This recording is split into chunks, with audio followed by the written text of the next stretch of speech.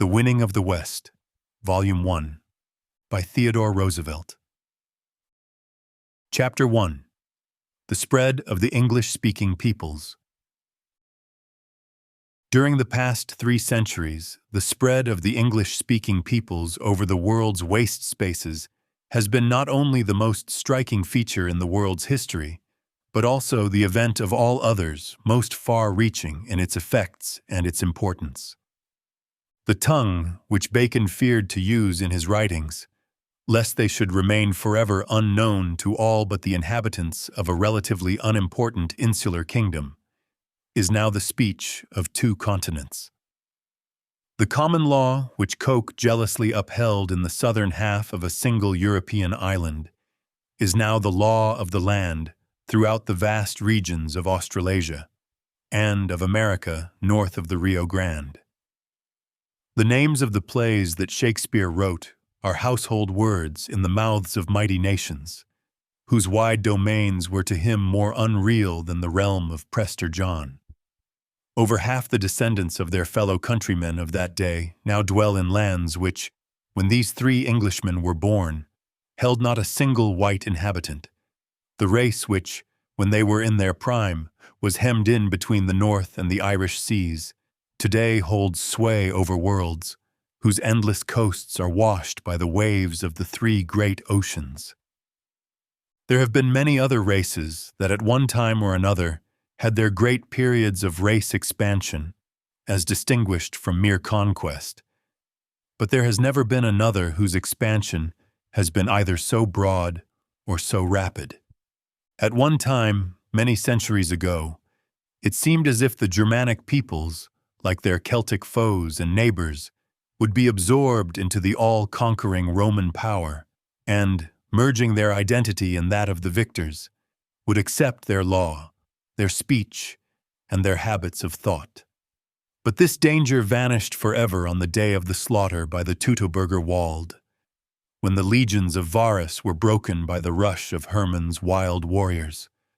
200 or 300 years later, the Germans, no longer on the defensive, themselves went forth from their marshy forests conquering and to conquer.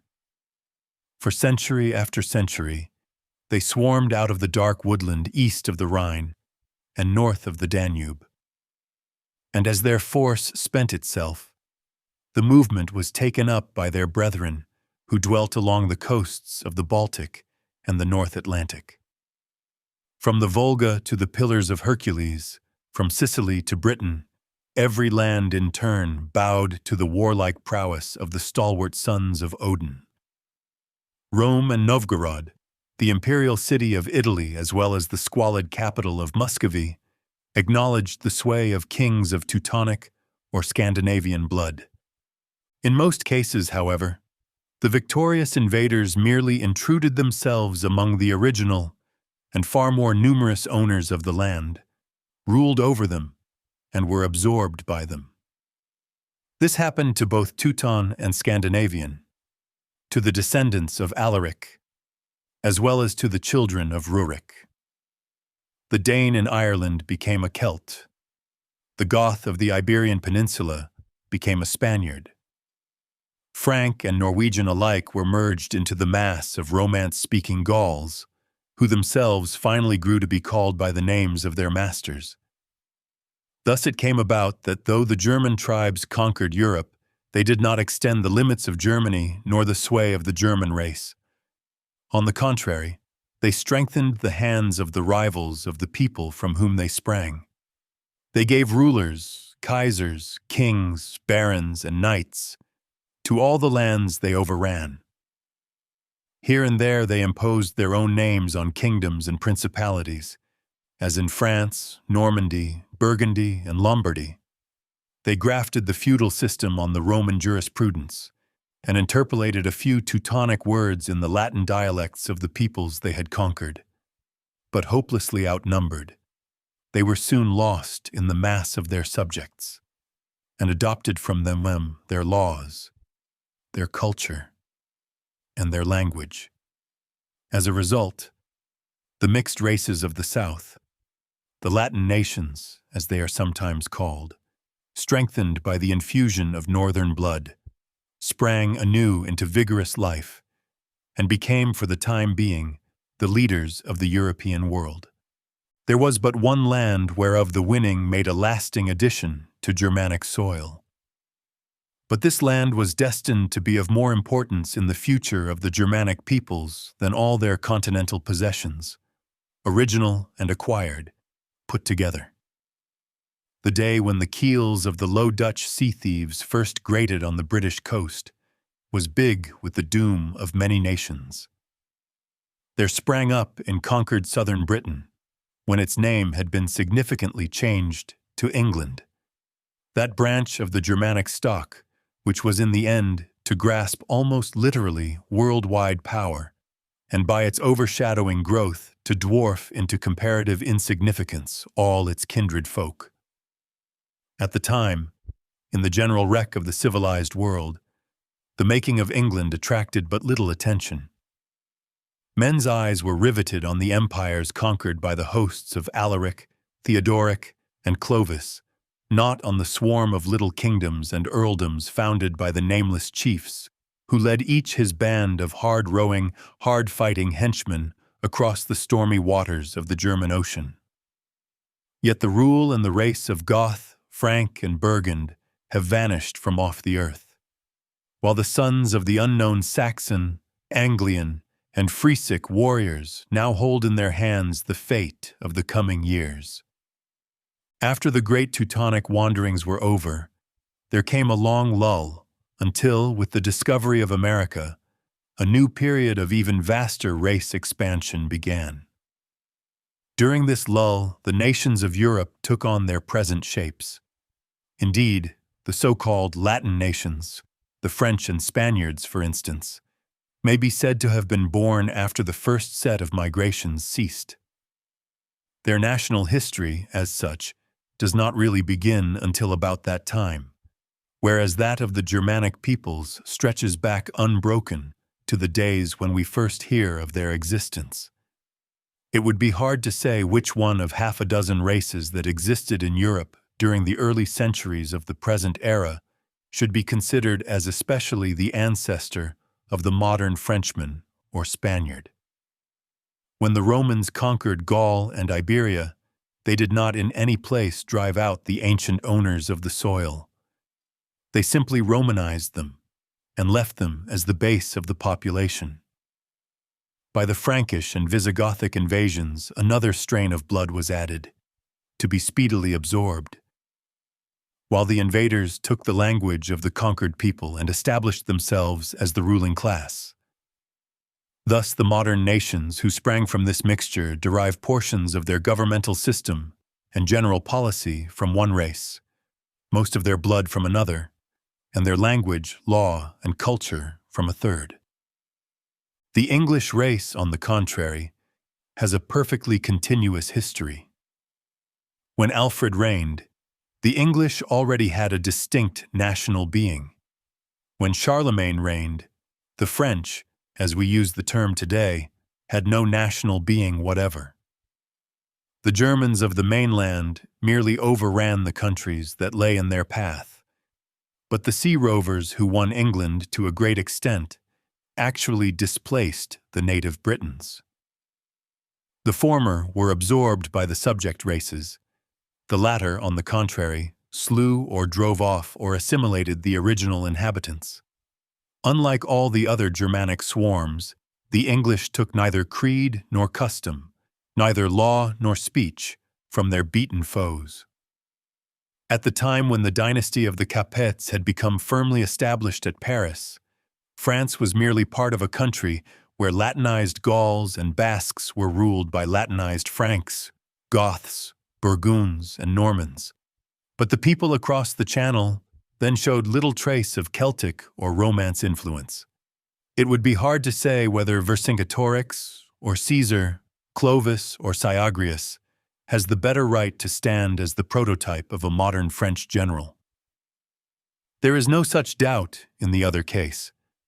The average Englishman, American, or Australian of today who wishes to recall the feats of power with which his race should be credited in the shadowy dawn of its history may go back to the half-mythical glories of Hengist and Horsa, perhaps to the deeds of Civilis the Batavian, or to those of the hero of the Teutoburger fight, but certainly to the wars neither of the Silurian chief Caractacus nor of his conqueror, the aftertime Emperor Vespasian. Nevertheless, when, in the 16th century, the European peoples began to extend their dominions beyond Europe, England had grown to differ profoundly from the Germanic countries of the mainland. A very large Celtic element had been introduced into the English blood, and, in addition, there had been a considerable Scandinavian admixture. More important still were the radical changes brought by the Norman conquest, chief among them the transformation of the Old English tongue into the magnificent language which is now the common inheritance of so many widespread peoples. England's insular position, moreover, permitted it to work out its own fate comparatively unhampered by the presence of outside powers, so that it developed a type of nationality totally distinct from the types of the European mainland. All this is not foreign to American history. The vast movement by which this continent was conquered and peopled cannot be rightly understood if considered solely by itself. It was the crowning and greatest achievement of a series of mighty movements, and it must be taken in connection with them. Its true significance will be lost unless we grasp, however roughly, the past race history of the nations who took part therein. When, with the voyages of Columbus and his successors, the great period of extra-European colonization began, various nations strove to share in the work. Most of them had to plant their colonies in lands across the sea. Russia alone was by her geographical position enabled to extend her frontiers by land, and in consequence her comparatively recent colonization of Siberia bears some resemblance to our own work in the western United States. The other countries of Europe were forced to find their outlets for conquest and emigration beyond the ocean, and, until the colonists had taken firm root in their new homes, the mastery of the seas thus became a matter of vital consequence. Among the lands beyond the ocean, America was the first reached and the most important. It was conquered by different European races, and shoals of European settlers were thrust forth upon its shores. These sometimes displaced and sometimes merely overcame and lived among the natives.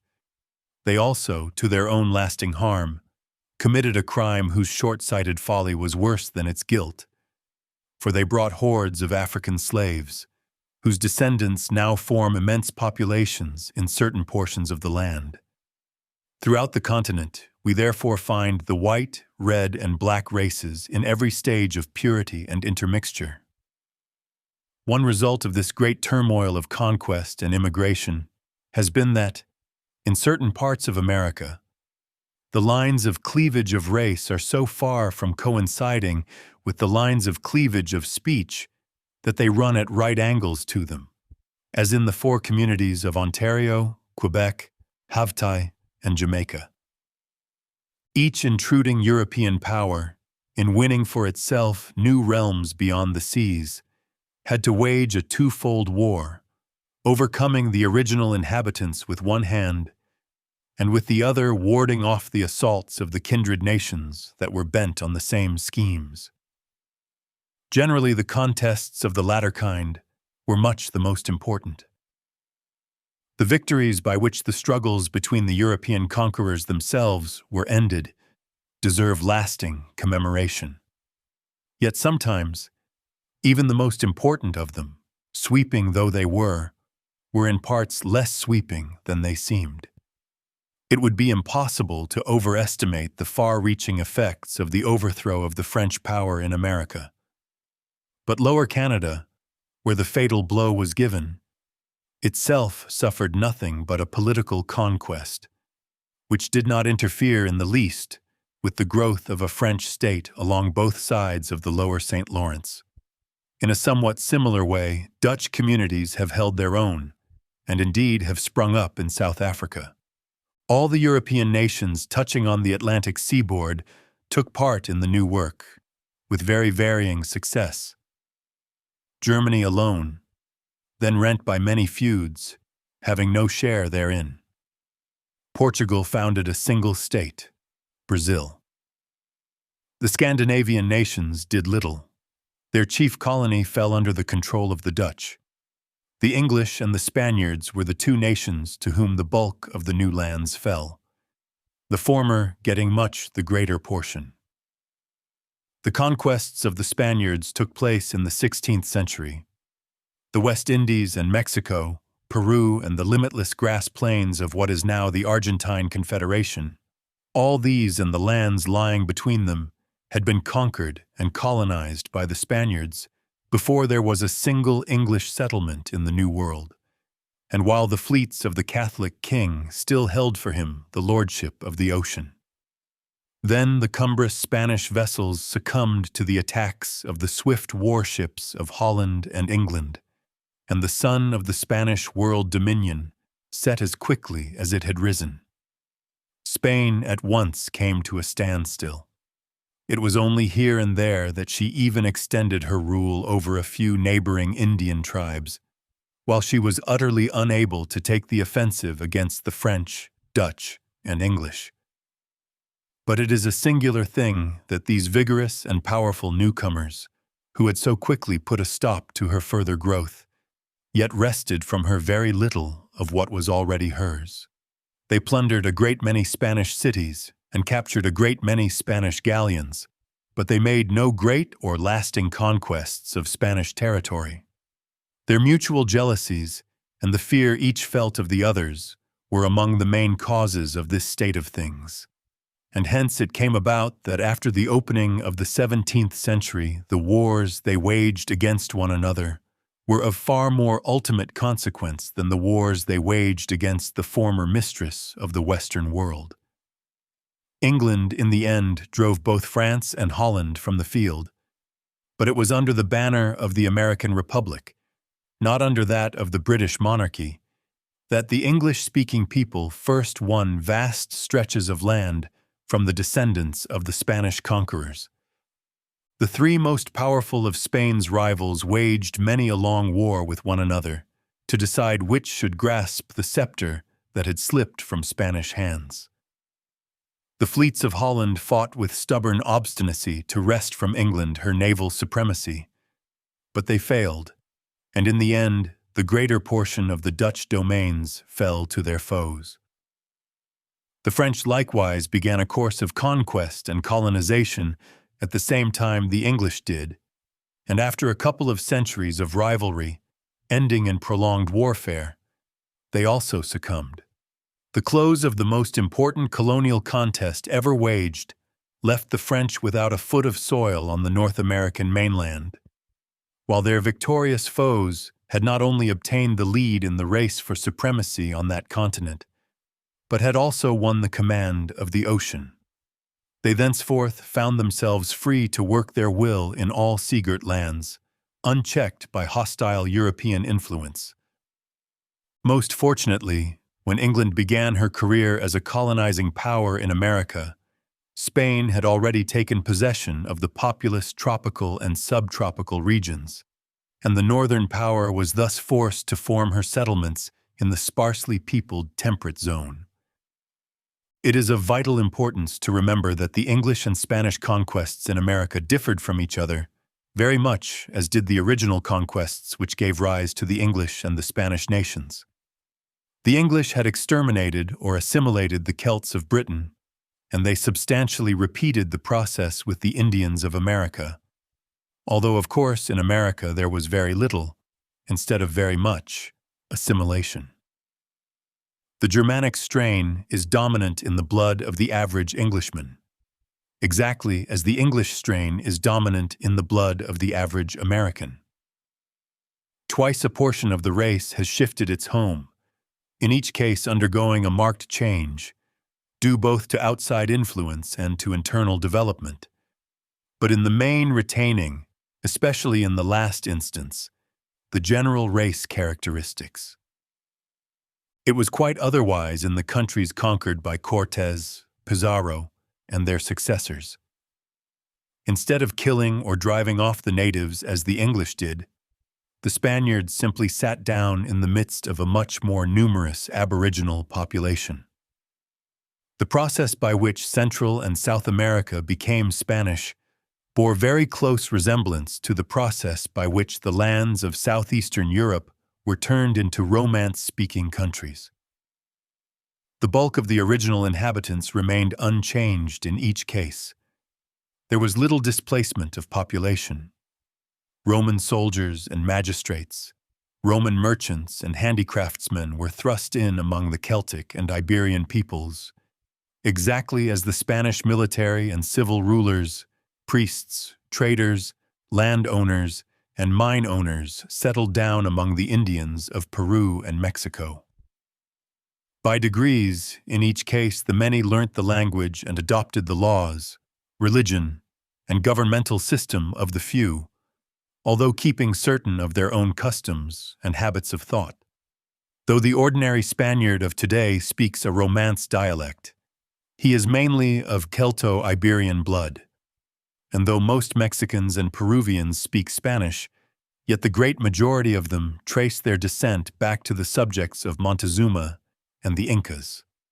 Moreover, exactly as in Europe, little ethnic islands of Breton and Basque stock have remained unaffected by the Romance flood, so in America there are large communities where the inhabitants keep unchanged the speech and the customs of their Indian forefathers. The English-speaking peoples now hold more and better land than any other American nationality or set of nationalities. They have in their veins less Aboriginal American blood than any of their neighbors. Yet it is noteworthy that the latter have tacitly allowed them to arrogate to themselves the title of Americans, whereby to designate their distinctive and individual nationality. So much for the difference between the way in which the English and the way in which other European nations have conquered and colonized. But there have been likewise very great differences in the methods and courses of the English-speaking peoples themselves, at different times and in different places. The settlement of the United States and Canada, throughout most of their extent, bears much resemblance to the later settlement of Australia and New Zealand.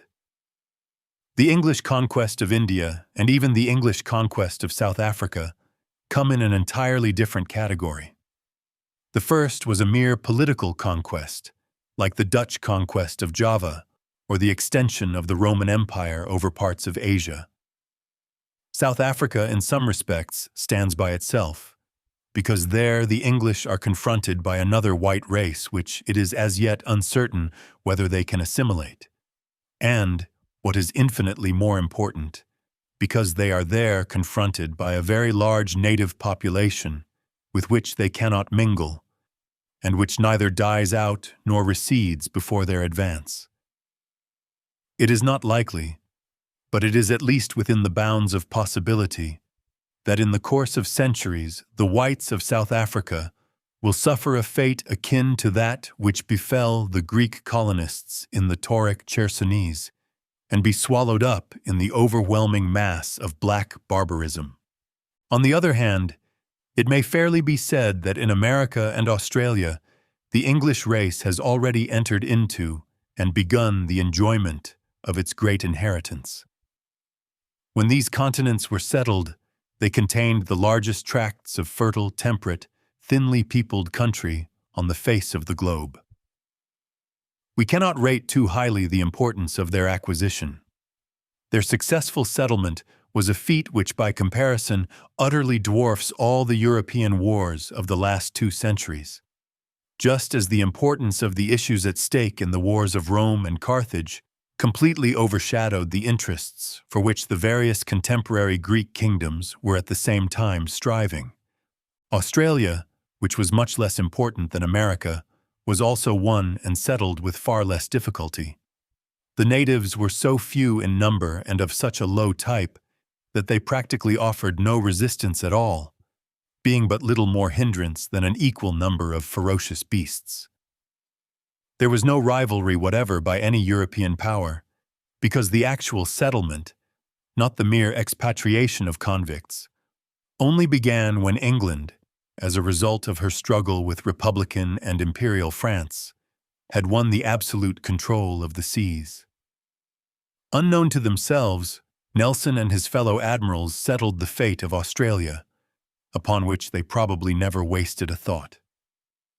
Trafalgar decided much more than the mere question whether Great Britain should temporarily share the fate that so soon befell Prussia, for in all probability it decided the destiny of the island continent that lay in the South Seas. The history of the English-speaking race in America has been widely different. In Australia there was no fighting whatever, whether with natives or with other foreigners. In America, for the past 2 centuries and a half, there has been a constant succession of contests with powerful and warlike native tribes, with rival European nations, and with American nations of European origin. But even in America, there have been wide differences in the way the work has had to be done in different parts of the country, since the close of the great colonial contests between England, France, and Spain.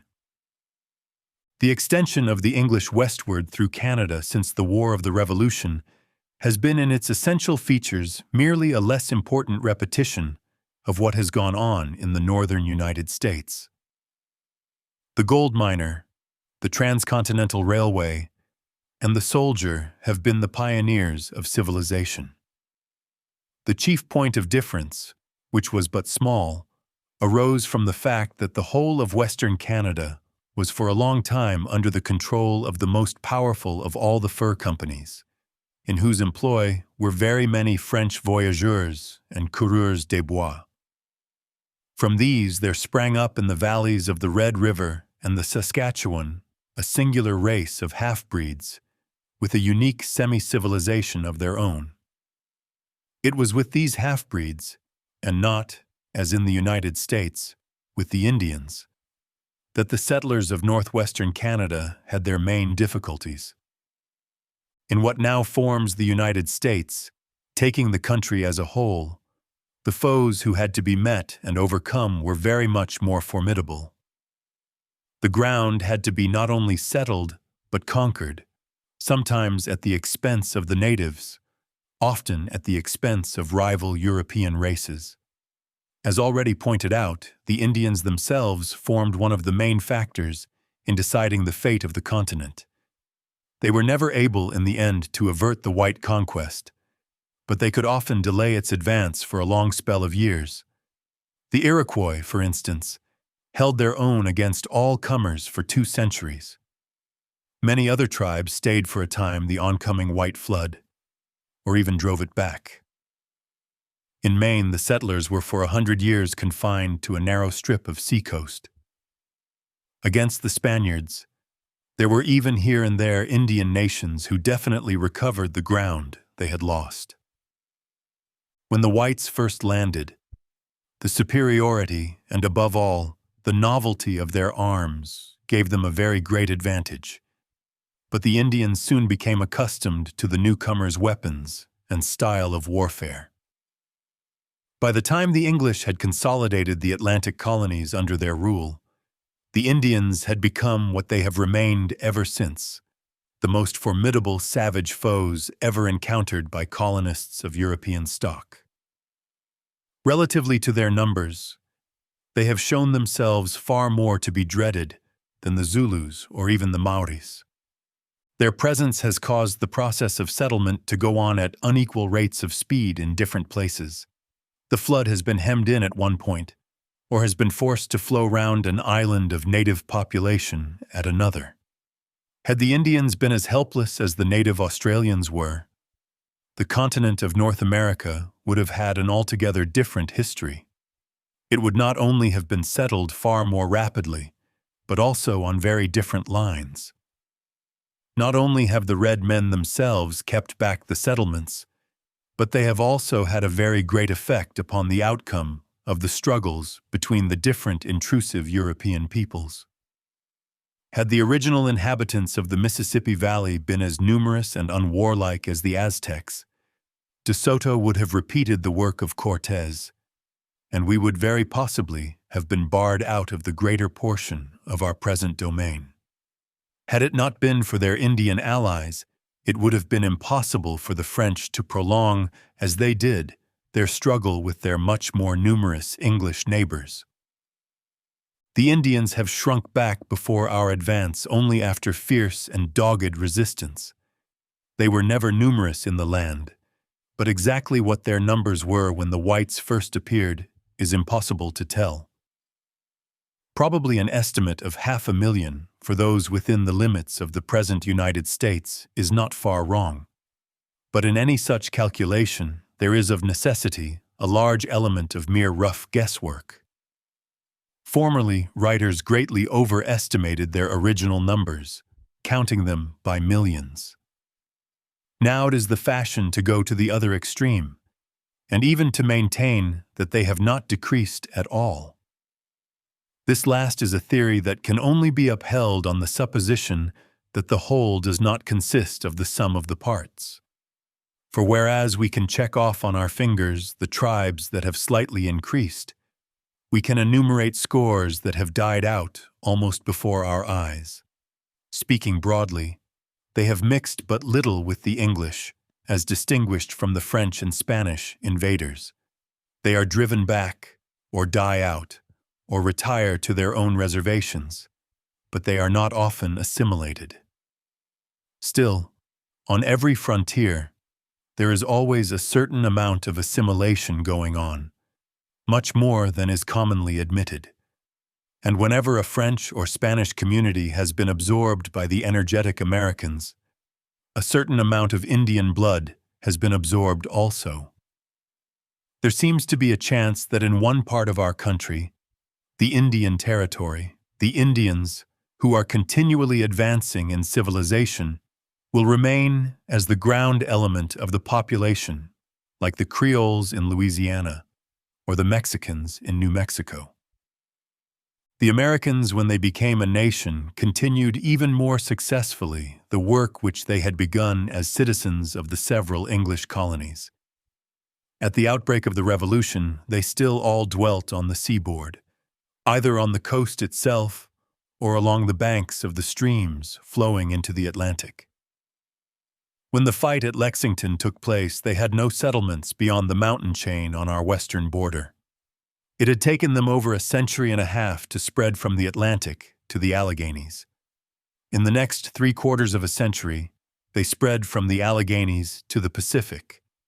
In doing this, they not only dispossessed the Indian tribes, but they also won the land from its European owners. Britain had to yield the territory between the Ohio and the Great Lakes. By a purchase of which we frankly announced that the alternative would be war, we acquired from France the vast, ill-defined region known as Louisiana. From the Spaniards, or from their descendants, we won the lands of Florida, Texas, New Mexico, and California.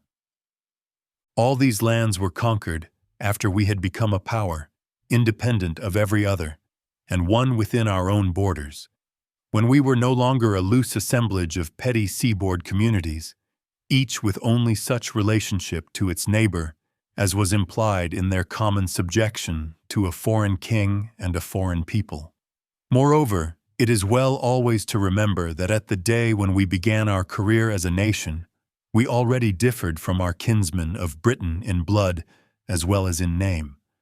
The word American already had more than a merely geographical signification.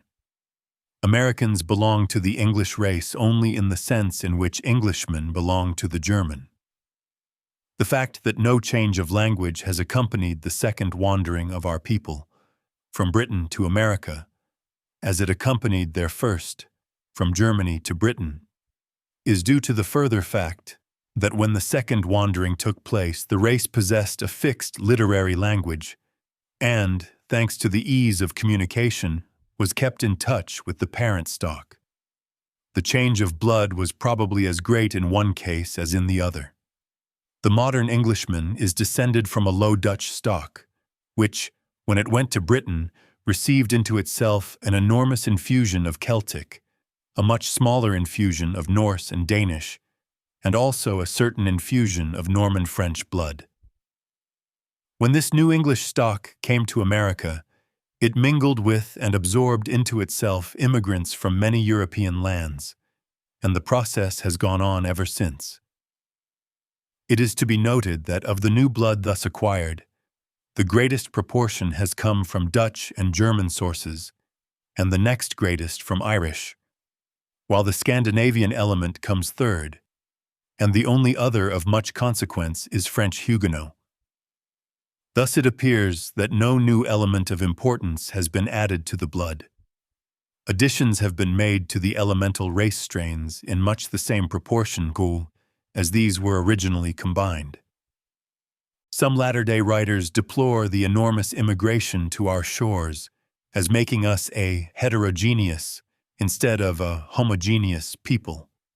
But as a matter of fact, we are less heterogeneous at the present day than we were at the outbreak of the Revolution.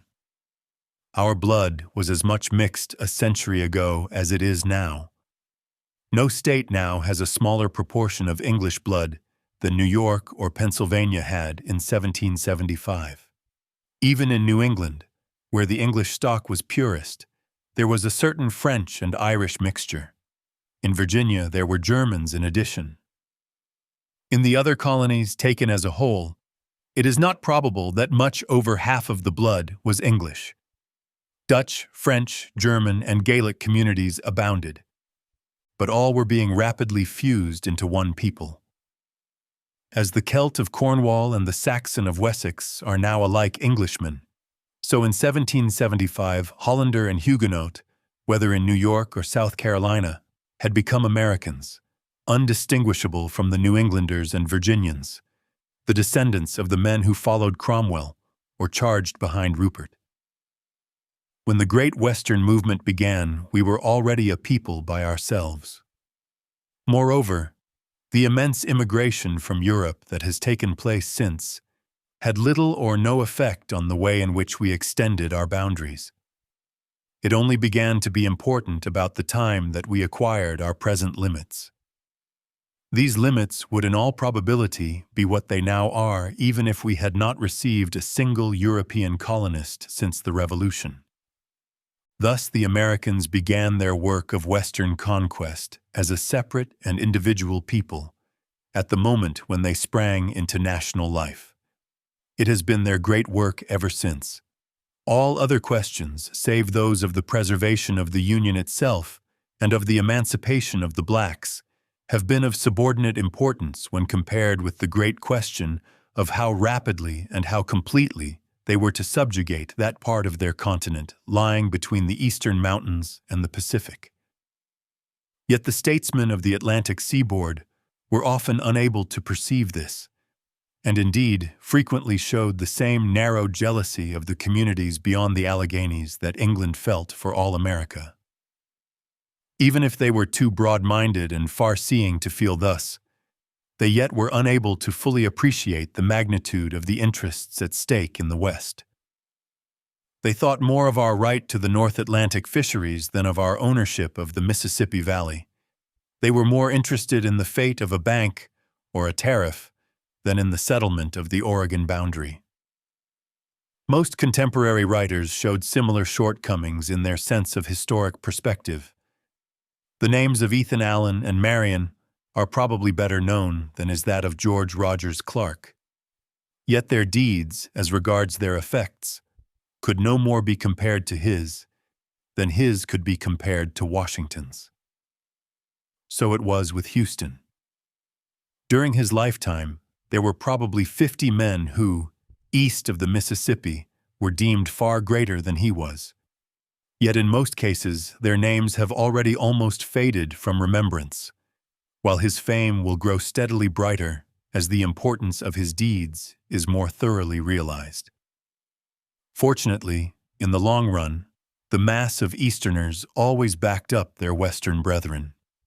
The kind of colonizing conquest, whereby the people of the United States have extended their borders, has much in common with the similar movements in Canada and Australia, all of them standing in sharp contrast to what has gone on in Spanish-American lands. But of course, each is marked out in addition by certain peculiarities of its own. Moreover, even in the United States, the movement falls naturally into two divisions, which on several points differ widely from each other. The way in which the southern part of our western country, that is, all the land south of the Ohio, and from thence on to the Rio Grande and the Pacific, was won and settled, stands quite alone. The region north of it was filled up in a very different manner. The Southwest, including therein what was once called simply the West, and afterwards the Middle West, was won by the people themselves, acting as individuals, or as groups of individuals, who hewed out their own fortunes in advance of any governmental action. On the other hand, the Northwest, speaking broadly, was acquired by the government, the settlers merely taking possession of what the whole country guaranteed them. The Northwest is essentially a national domain. It is fitting that it should be, as it is, not only by position, but by feeling, the heart of the nation. North of the Ohio, the regular army went first. The settlements grew up behind the shelter of the federal troops of Harmar, St. Clair, and Wayne, and of their successors even to our own day.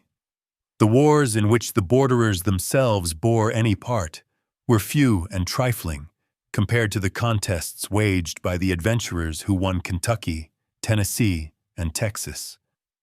In the Southwest, the early settlers acted as their own army and supplied both leaders and men. Sevier, Robertson, Clark, and Boone led their fellow pioneers to battle, as Jackson did afterwards, and as Houston did later still. Indeed, the Southwesterners not only won their own soil for themselves, but they were the chief instruments in the original acquisition of the Northwest also. Had it not been for the conquest of the Illinois towns in 1779, we would probably never have had any Northwest to settle, and the huge tract between the upper Mississippi and the Columbia, then called Upper Louisiana, fell into our hands, only because the Kentuckians and Tennesseans were resolutely bent on taking possession of New Orleans, either by bargain or battle.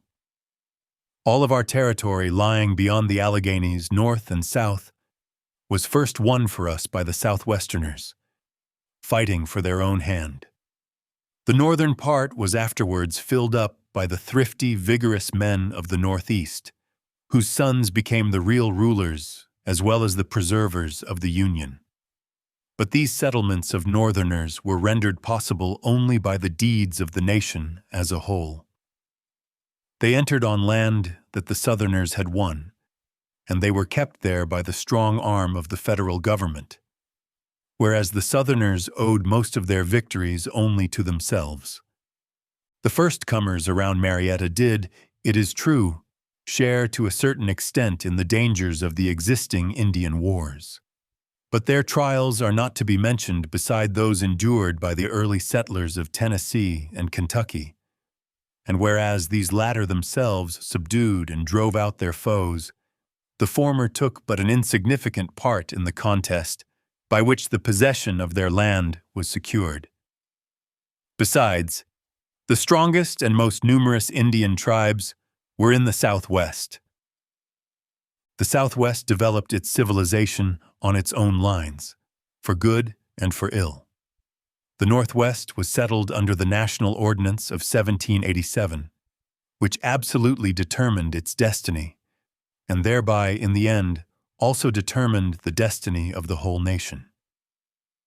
Moreover, the Gulf Coast, as well as the interior, from the Mississippi to the Pacific, was held by foreign powers, while in the North this was only true of the country between the Ohio and the Great Lakes during the first years of the Revolution, until the Kentucky backwoodsmen conquered it.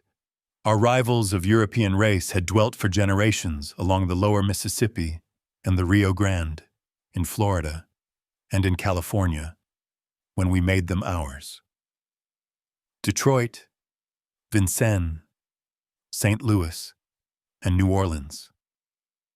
St. Augustine, San Antonio, Santa Fe, and San Francisco are cities that were built by Frenchmen or Spaniards. We did not found them, but conquered them. All but the first two are in the Southwest, and of these two one was first taken and governed by Southwesterners. On the other hand, the Northwestern cities, from Cincinnati and Chicago to Helena and Portland, were founded by our own people, by the people who now have possession of them. The Southwest was conquered only after years of hard fighting with the original owners. The way in which this was done bears much less resemblance to the sudden filling up of Australia and California by the practically unopposed overflow from a teeming and civilized mother country than it does to the original English conquest of Britain itself. The warlike borderers who thronged across the Alleghenies, the restless and reckless hunters, the hard, dogged frontier farmers, by dint of grim tenacity overcame and displaced Indians, French, and Spaniards alike, exactly as, 1400 years before, Saxon and Angle had overcome and displaced the Cymric and Gaelic Celts. They were led by no one commander. They acted under orders from neither king nor Congress. They were not carrying out the plans of any far-sighted leader. In obedience to the instincts working half-blindly within their breasts, spurred ever onwards by the fierce desires of their eager hearts, they made in the wilderness homes for their children, and by so doing wrought out the destinies of a continental nation. They warred and settled from the high hill valleys of the French Broad and the Upper Cumberland to the half-tropical basin of the Rio Grande, and to where the Golden Gate lets through the long, heaving waters of the Pacific. The story of how this was done forms a compact and continuous whole. The fathers followed Boone or fought at Kings Mountain. The sons marched south with Jackson to overcome the Creeks and beat back the British. The grandsons died at the Alamo or charged to victory at San Jacinto. They were doing their share of a work that began with the conquest of Britain, that entered on its second and wider period after the defeat of the Spanish Armada, that culminated in the marvelous growth of the United States. The winning of the West and Southwest is a stage in the conquest of a continent. Chapter 2. The French of the Ohio Valley, 1763 to 1775.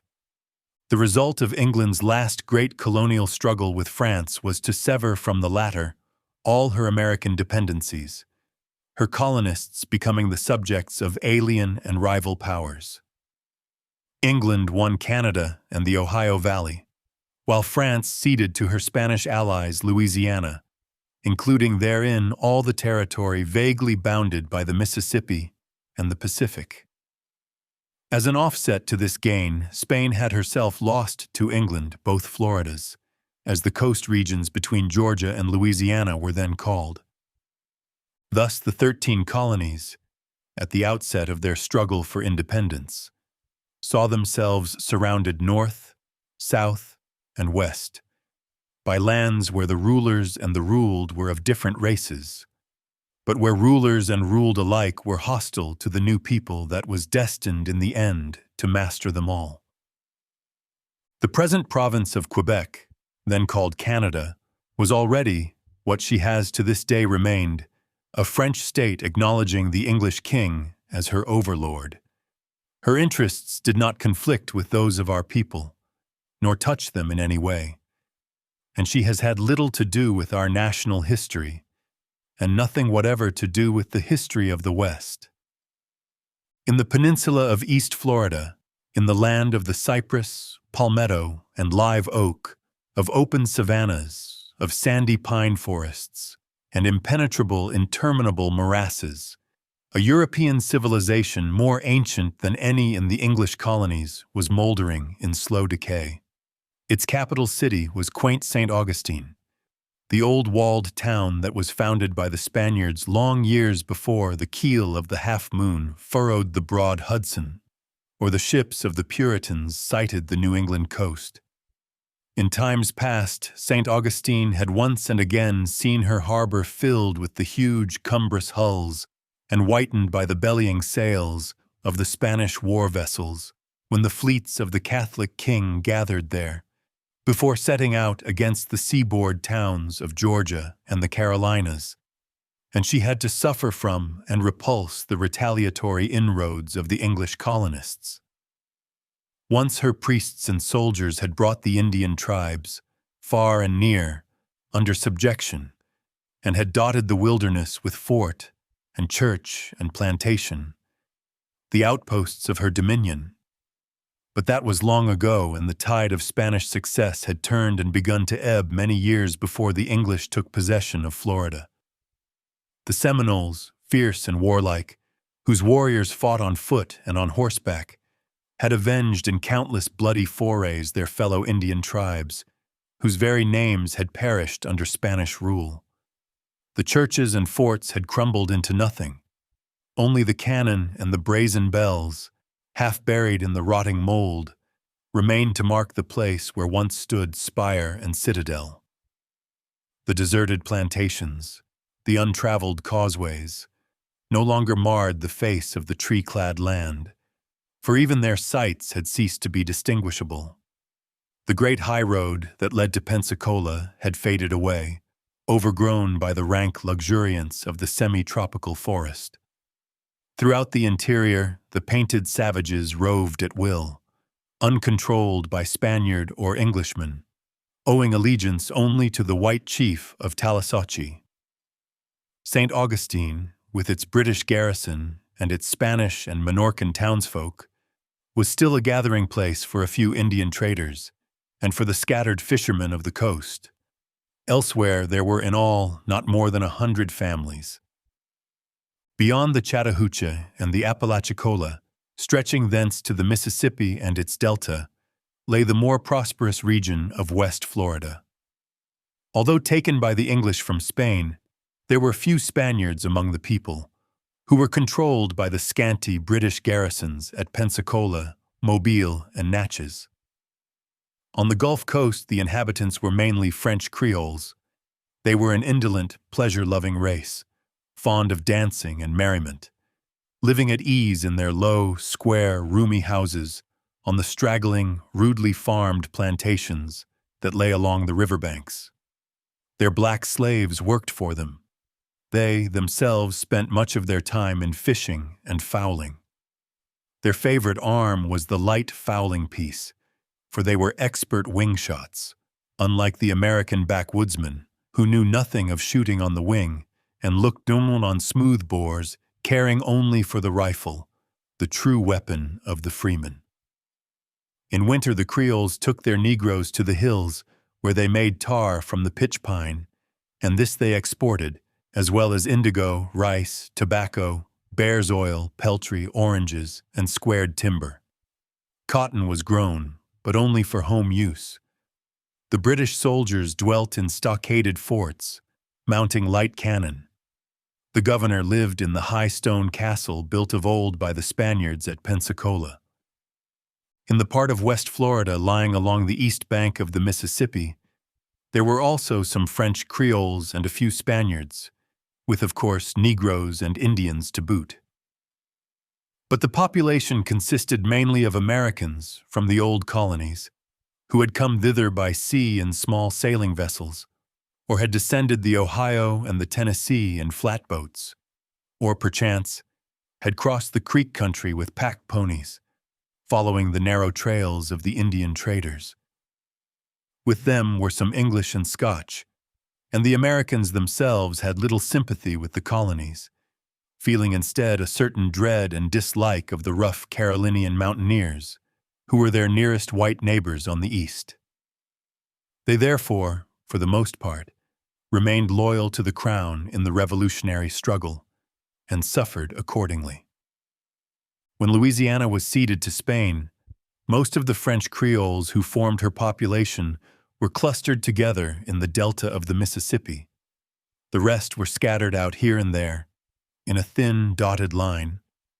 up the left bank of the river to the Missouri, near the mouth of which there were several small villages: St. Louis, St. Genevieve, St. Charles. A strong Spanish garrison held New Orleans, where the Creoles, discontented with their new masters, had once risen in a revolt that was speedily quelled and severely punished. Small garrisons were also placed in the different villages. Our people had little to do with either Florida or Louisiana until after the close of the Revolutionary War. But very early in that struggle, and soon after the movement west of the mountains began, we were thrown into contact with the French of the Northwestern Territory, and the result was of the utmost importance to the future welfare of the whole nation. This northwestern land lay between the Mississippi, the Ohio, and the Great Lakes. It now constitutes 5 of our large states and part of a 6th. But when independence was declared, it was quite as much a foreign territory, considered from the standpoint of the old 13 colonies, as Florida or Canada. The difference was that, whereas during the war we failed in our attempts to conquer Florida and Canada, we succeeded in conquering the Northwest. The Northwest formed no part of our country as it originally stood. It had no portion in the Declaration of Independence. It did not revolt. It was conquered.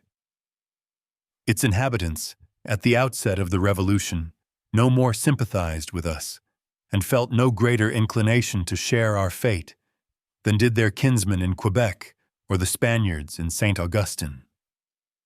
We made our first important conquest during the Revolution itself, beginning thus early what was to be our distinguishing work for the next 70 years. These French settlements, which had been founded about the beginning of the century, when the English still clung to the estuaries of the seaboard, were grouped in 3 clusters, separated by hundreds of miles of wilderness. One of these clusters, containing something like 1/3 of the total population, was at the Straits around Detroit. It was the seat of the British power in that section, and remained in British hands for 20 years after we had become a nation. The other 2 were linked together by their subsequent history, and it is only with them that we have to deal.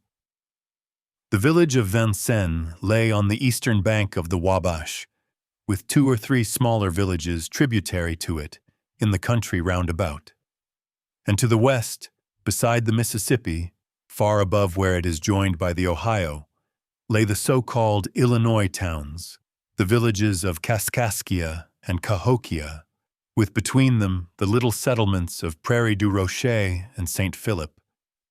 Both these groups of old French hamlets were in the fertile prairie region of what is now southern Indiana and Illinois. We have taken into our language the word prairie, because when our backwoodsmen first reached the land and saw the great natural meadows of long grass, sights unknown to the gloomy forests wherein they had always dwelt, they knew not what to call them, and borrowed the term already in use among the French inhabitants. The great prairies, level or rolling, stretched from north to south, separated by broad belts of high timber. Here and there, copses of woodland lay like islands in the sunny seas of tall, waving grass. Where the rivers ran, their alluvial bottoms were densely covered with trees and underbrush, and were often overflowed in the spring freshets. Sometimes the prairies were long, narrow strips of meadowland. Again, they were so broad as to be a day's journey across, and to the American, bred in a wooded country where the largest openings were the beaver meadows and the clearings of the frontier settlers, the stretches of grassland seemed limitless. They abounded in game. The buffalo crossed and recrossed them, wandering to and fro in long files, beating narrow trails that they followed year in and year out, while bear, elk, and deer dwelt in the groves around the borders. There were perhaps some 4,000 inhabitants in these French villages, divided almost equally between those in the Illinois and those along the Wabash. The country came into the possession of the British, not of the colonial English or Americans, at the close of Pontiac's War, the aftermath of the struggle which decided against the French the ownership of America. It was held as a new British province, not as an extension of any of the old colonies, and finally in 1774, by the famous Quebec Act, it was rendered an appanage of Canada, governed from the latter. It is a curious fact that England immediately adopted towards her own colonists the policy of the very nationality she had ousted. From the date of the triumphant peace won by Wolfe's victory, the British government became the most active foe of the spread of the English race in America. This position Britain maintained for many years after the failure of her attempt to bar her colonists out of the Ohio Valley. It was the position she occupied when at Ghent in 1814, her commissioners tried to hem in the natural progress of her colonists' children by the erection of a great neutral belt of Indian territory, guaranteed by the British king. It was the role which her statesmen endeavored to make her play when at a later date they strove to keep Oregon a waste rather than see it peopled by Americans. In the Northwest, she succeeded to the French policy as well as the French position. She wished the land to remain a wilderness, the home of the trapper and the fur trader, of the Indian hunter and the French voyageur. She desired it to be kept as a barrier against the growth of the seaboard colonies towards the interior. She regarded the new lands across the Atlantic as being won and settled, not for the benefit of the men who won and settled them, but for the benefit of the merchants and traders who stayed at home. It was this that rendered the revolution inevitable. The struggle was a revolt against the whole mental attitude of Britain in regard to America, rather than against any one special act or set of acts. The sins and shortcomings of the colonists had been many, and it would be easy to make out a formidable catalogue of grievances against them on behalf of the mother country. But on the great underlying question, they were wholly in the right, and their success was of vital consequence to the well-being of the race on this continent. Several of the old colonies urged vague claims to parts of the Northwestern Territory, basing them on ancient charters and Indian treaties, but the British heeded them no more than the French had, and they were very little nearer fulfillment after the defeat of Montcalm and Pontiac than before. The French had held adverse possession in spite of them for 60 years. The British held similar possession for 15 more.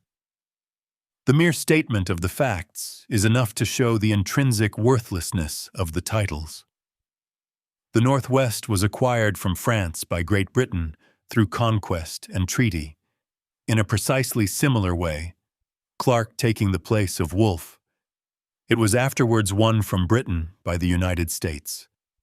We gained it exactly as we afterwards gained Louisiana, Florida, Oregon, California, New Mexico, and Texas, partly by arms, partly by diplomacy, partly by the sheer growth and pressure of our spreading population. The fact that the conquest took place just after we had declared ourselves a free nation, and while we were still battling to maintain our independence, does not alter its character in the least. But it has sufficed to render the whole transaction very hazy in the minds of most subsequent historians, who generally speak as if the Northwest Territory had been part of our original possessions.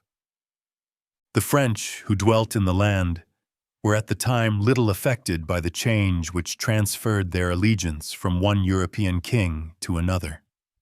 They were accustomed to obey, without question, the orders of their superiors. They accepted the results of the war submissively and yielded a passive obedience to their new rulers. Some became rather attached to the officers who came among them. Others grew rather to dislike them. Most felt merely a vague sentiment of distrust and repulsion, alike for the haughty British officer in his scarlet uniform, and for the reckless backwoodsman clad in tattered homespun or buckskin. They remained the owners of the villages, the tillers of the soil. At first, few English or American immigrants, save an occasional fur trader, came to live among them. But their doom was assured. Their rule was at an end forever. For a while they were still to compose the bulk of the scanty population, but nowhere were they again to sway their own destinies. In after years they fought for and against both whites and Indians. They faced each other, ranged beneath the rival banners of Spain, England, and the insurgent colonists. But they never again fought for their old flag or for their own sovereignty.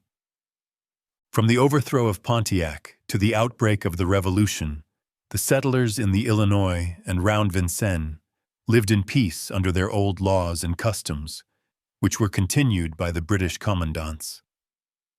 They had been originally governed, in the same way that Canada was, by the laws of France, adapted, however, to the circumstances of the new country.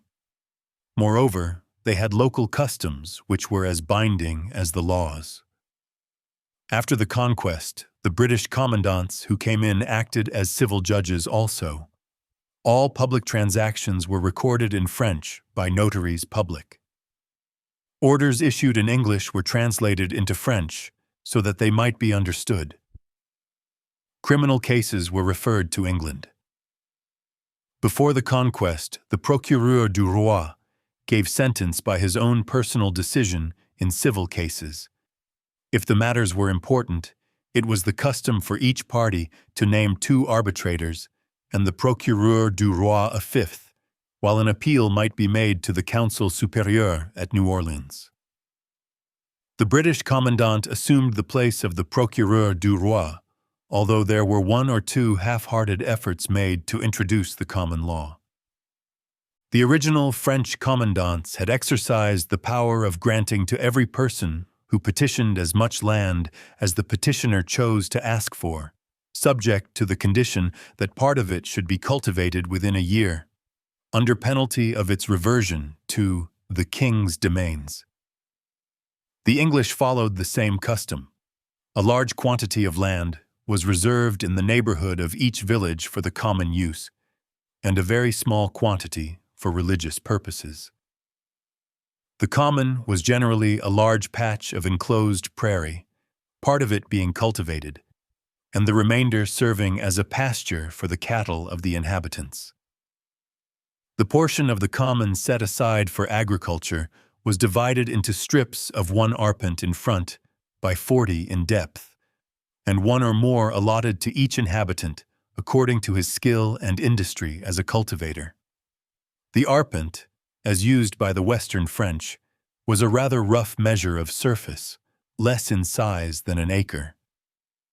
The farms held by private ownership likewise ran back in long strips from a narrow front that usually lay along some stream. Several of them generally lay parallel to one another, each including something like 100 acres, but occasionally much exceeding this amount. The French inhabitants were in very many cases not of pure blood. The early settlements had been made by men only, by soldiers, traders, and trappers, who took Indian wives. They were not trammeled by the queer pride which makes a man of English stock unwilling to make a red-skinned woman his wife, though anxious enough to make her his concubine. Their children were baptized in the little parish churches by the black-robed priests, and grew up holding the same position in the community as was held by their fellows, both of whose parents were white. But in addition to these free citizens, the richer inhabitants owned both red and black slaves, Negroes imported from Africa, or Indians overcome and taken in battle. There were many freedmen and freedwomen of both colors, and in consequence much mixture of blood. They were tillers of the soil, and some followed, in addition, the trades of blacksmith and carpenter. Very many of them were trappers or fur traders. Their money was composed of furs and peltries, rated at a fixed price per pound. None other was used unless expressly so stated in the contract. Like the French of Europe, their unit of value was the livre, nearly equivalent to the modern franc. They were not very industrious, nor very thrifty husbandmen. Their farming implements were rude, their methods of cultivation simple and primitive, and they themselves were often lazy and improvident.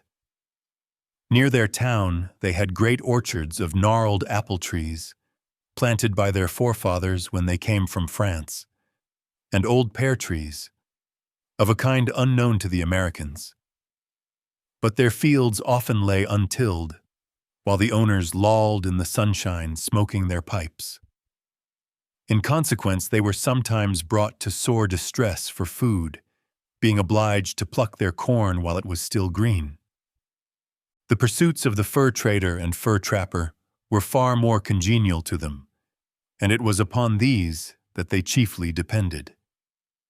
The half-savage life of toil, hardship, excitement, and long intervals of idleness attracted them strongly. This was perhaps one among the reasons why they got on so much better with the Indians than did the Americans, who, wherever they went, made clearings and settlements, cut down the trees, and drove off the game. But even these pursuits were followed under the ancient customs and usages of the country, leave to travel and trade being first obtained from the commandant, for the rule of the commandant was almost patriarchal. The inhabitants were utterly unacquainted with what the Americans called liberty. When they passed under our rule, it was soon found that it was impossible to make them understand such an institution as trial by jury. They throve best under the form of government to which they had been immemorially accustomed, a commandant to give them orders, with a few troops to back him up. They often sought to escape from these orders, but rarely to defy them. Their lawlessness was like the lawlessness of children and savages. Any disobedience was always to a particular ordinance, not to the system. The trader, having obtained his permit, built his boats, whether light, roomy bateaux made of boards, or birch bark canoes, or pirogues, which were simply hollowed-out logs. He loaded them with paint, powder, bullets, blankets, beads, and rum, manned them with hardy voyageurs, trained all their lives in the use of pole and paddle, and started off up or down the Mississippi, the Ohio, or the Wabash, perhaps making a long carry or portage over into the Great Lakes. It took him weeks, often months, to get to the first trading point, usually some large winter encampment of Indians. He might visit several of these, or stay the whole winter through at one, buying the furs. Many of the French coureurs des bois, whose duty it was to traverse the wilderness, and who were expert trappers, took up their abode with the Indians, taught them how to catch the sable, fisher, otter, and beaver, and lived among them as members of the tribe, marrying copper-colored squaws and rearing dusky children. When the trader had exchanged his goods for the peltries of these red and white skin hunters, he returned to his home, having been absent perhaps a year or 18 months. It was a hard life. Many a trader perished in the wilderness by cold or starvation, by an upset where the icy current ran down the rapids like a mill race, by the attack of a hostile tribe, or even in a drunken brawl with the friendly Indians, when voyageur, half-breed, and Indian alike had been frenzied by draughts of fiery liquor. Next to the commandant in power came the priest. He bore unquestioned rule over his congregation, but only within certain limits. For the French of the backwoods, leavened by the presence among them of so many wild and bold spirits, could not be treated quite in the same way as the more peaceful habitants of Lower Canada. The duty of the priest was to look after the souls of his sovereign subjects, to baptize, marry, and bury them, to confess and absolve them, and keep them from backsliding, to say Mass, and to receive the salary due him for celebrating divine service. But, though his personal influence was of course very great, he had no temporal authority and could not order his people either to fight or to work. Still less could he dispose of their laud, a privilege inhering only in the commandant and in the commissaries of the villages, where they were expressly authorized so to do by the sovereign. The average inhabitant, though often loose in his morals, was very religious. He was superstitious also, for he firmly believed in omens, charms, and witchcraft, and when worked upon by his dread of the unseen and the unknown, he sometimes did terrible deeds, as will be related farther on. Under ordinary circumstances, he was a good-humored, kindly man, always polite, his manners offering an agreeable contrast to those of some of our own frontiersmen, with a ready smile and laugh, and ever eager to join in any merrymaking. On Sundays and fast days he was summoned to the little parish church by the tolling of the old bell in the small wooden belfry. The church was a rude oblong building, the walls made out of peeled logs, thrust upright in the ground, chinked with moss and coated with clay or cement.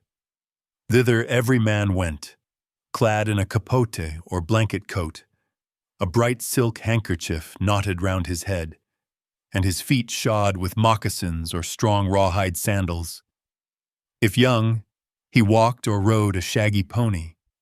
If older, he drove his creaking, springless wooden cart, untired and unironed, in which his family sat on stools.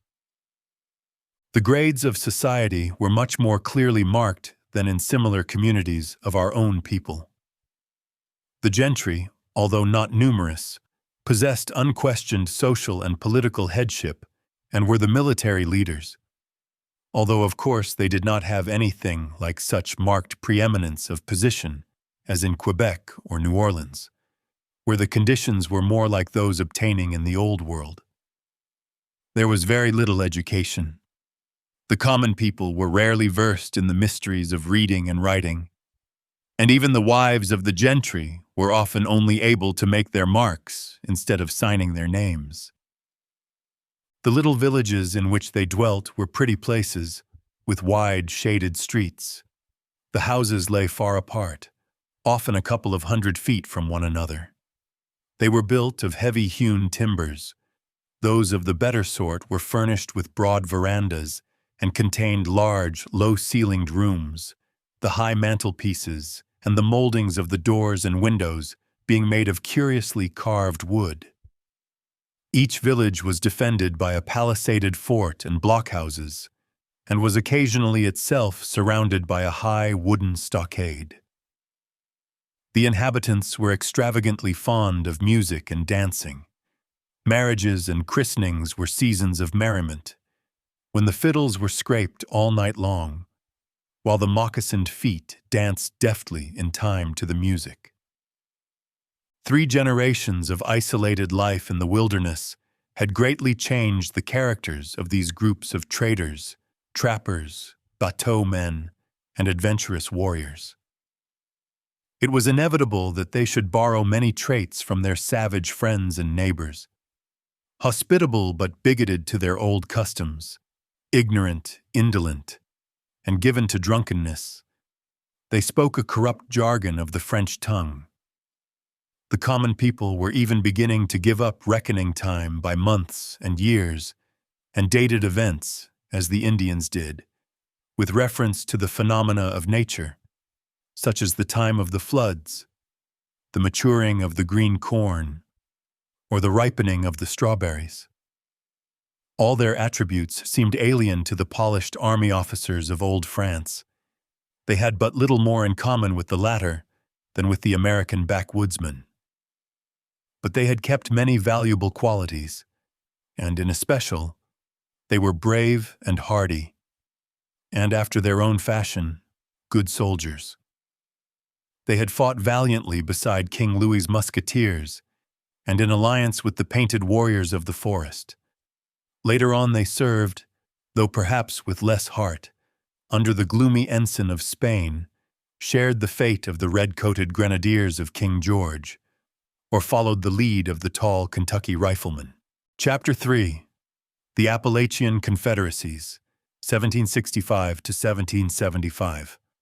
When we declared ourselves an independent nation, there were on our borders three groups of Indian peoples. The northernmost were the Iroquois, or Six Nations, who dwelt in New York and stretched down into Pennsylvania. They had been for 2 centuries the terror of every other Indian tribe east of the Mississippi, as well as of the whites. But their strength had already departed. They numbered only some 10 or 12,000 all told, and though they played a bloody part in the revolutionary struggle, it was merely as subordinate allies of the British. It did not lie in their power to strike a really decisive blow. Their chastisement did not result in our gaining new territory. Nor would a failure to chastise them have affected the outcome of the war nor the terms of peace. Their fate was bound up with that of the King's cause in America, and was decided wholly by events unconnected with their own success or defeat. The very reverse was the case with the Indians, tenfold more numerous, who lived along our western frontier. There they were themselves our main opponents, the British simply acting as their supporters, and instead of their fate being settled by the Treaty of Peace with Britain, they continued an active warfare for 12 years after it had been signed. Had they defeated us in the early years of the contest, it is more than probable that the Alleghenies would have been made our western boundary at the peace. We won from them vast stretches of territory because we had beaten their warriors, and we could not have won it otherwise, whereas the territory of the Iroquois was lost, not because of their defeat, but because of the defeat of the British. There were 2 great groups of these Indians, the ethnic corresponding roughly with the geographic division. In the northwest, between the Ohio and the lakes, were the Algonquin tribes, generally banded loosely together. In the southwest, between the Tennessee, then called the Cherokee, and the Gulf, the so-called Appalachians lived. Between them lay a vast and beautiful region where no tribe dared dwell, but into which all ventured now and then for war and hunting. The southwestern Indians were called Appalachians by the olden writers, because this was the name then given to the southern Alleghenies. It is doubtful if the term has any exact racial significance, but it serves very well to indicate a number of Indian nations whose system of government, ways of life, customs, and general culture were much alike, and whose civilization was much higher than was that of most other American tribes. The Appalachians were in the barbarous, rather than in the merely savage state. They were divided into 5 lax confederacies: the Cherokees, Chickasaws, Choctaws, Creeks, and Seminoles. The latter were merely a southern offshoot of the Creeks or Muskogees. They were far more numerous than the northwestern Indians, were less nomadic, and in consequence had more definite possession of particular localities, so that their lands were more densely peopled. In all, they amounted to perhaps 70,000 souls. It is more difficult to tell the numbers of the different tribes, for the division lines between them were very ill-defined and were subject to wide fluctuations. Thus the Creeks, the most formidable of all, were made up of many bands, differing from each other both in race and speech. The languages of the Chickasaws and Choctaws did not differ more from the tongue of the Cherokees than the 2 divisions of the latter did from each other. The Cherokees of the hills, the Otari, spoke a dialect that could not be understood by the Cherokees of the lowlands, or Arati. Towns or bands continually broke up and split off from their former associations, while ambitious and warlike chiefs kept forming new settlements, and if successful, drew large numbers of young warriors from the older communities. Thus, the boundary lines between the confederacies were ever shifting. Judging from a careful comparison of the different authorities, the following estimate of the numbers of the southern tribes at the outbreak of the Revolution may be considered as probably approximately correct. The Cherokees, some 12,000 strong, were the mountaineers of their race. They dwelt among the blue-topped ridges and lofty peaks of the southern Alleghanies, in the wild and picturesque region where the present states of Tennessee, Alabama, Georgia, and the Carolinas join one another. To the west of the Cherokees, on the banks of the Mississippi, were the Chickasaws, the smallest of the southern nations, numbering at the outside but 4,000 souls. But they were also the bravest and most warlike. And of all these tribal confederacies, theirs was the only one which was at all closely knit together. The whole tribe acted in unison. In consequence, though engaged in incessant warfare with the far more numerous Choctaws, Creeks, and Cherokees, they more than held their own against them all, besides having inflicted on the French two of the bloodiest defeats they ever suffered from Indians. Most of the remnants of the Natchez, the strange sun-worshippers, had taken refuge with the Chickasaws and become completely identified with them, when their own nationality was destroyed by the arms of New Orleans. The Choctaws, the rudest and historically the least important of these Indians, lived south of the Chickasaws. They were probably rather less numerous than the Creeks. Though accounted brave, they were treacherous and thievish, and were not as well armed as the others.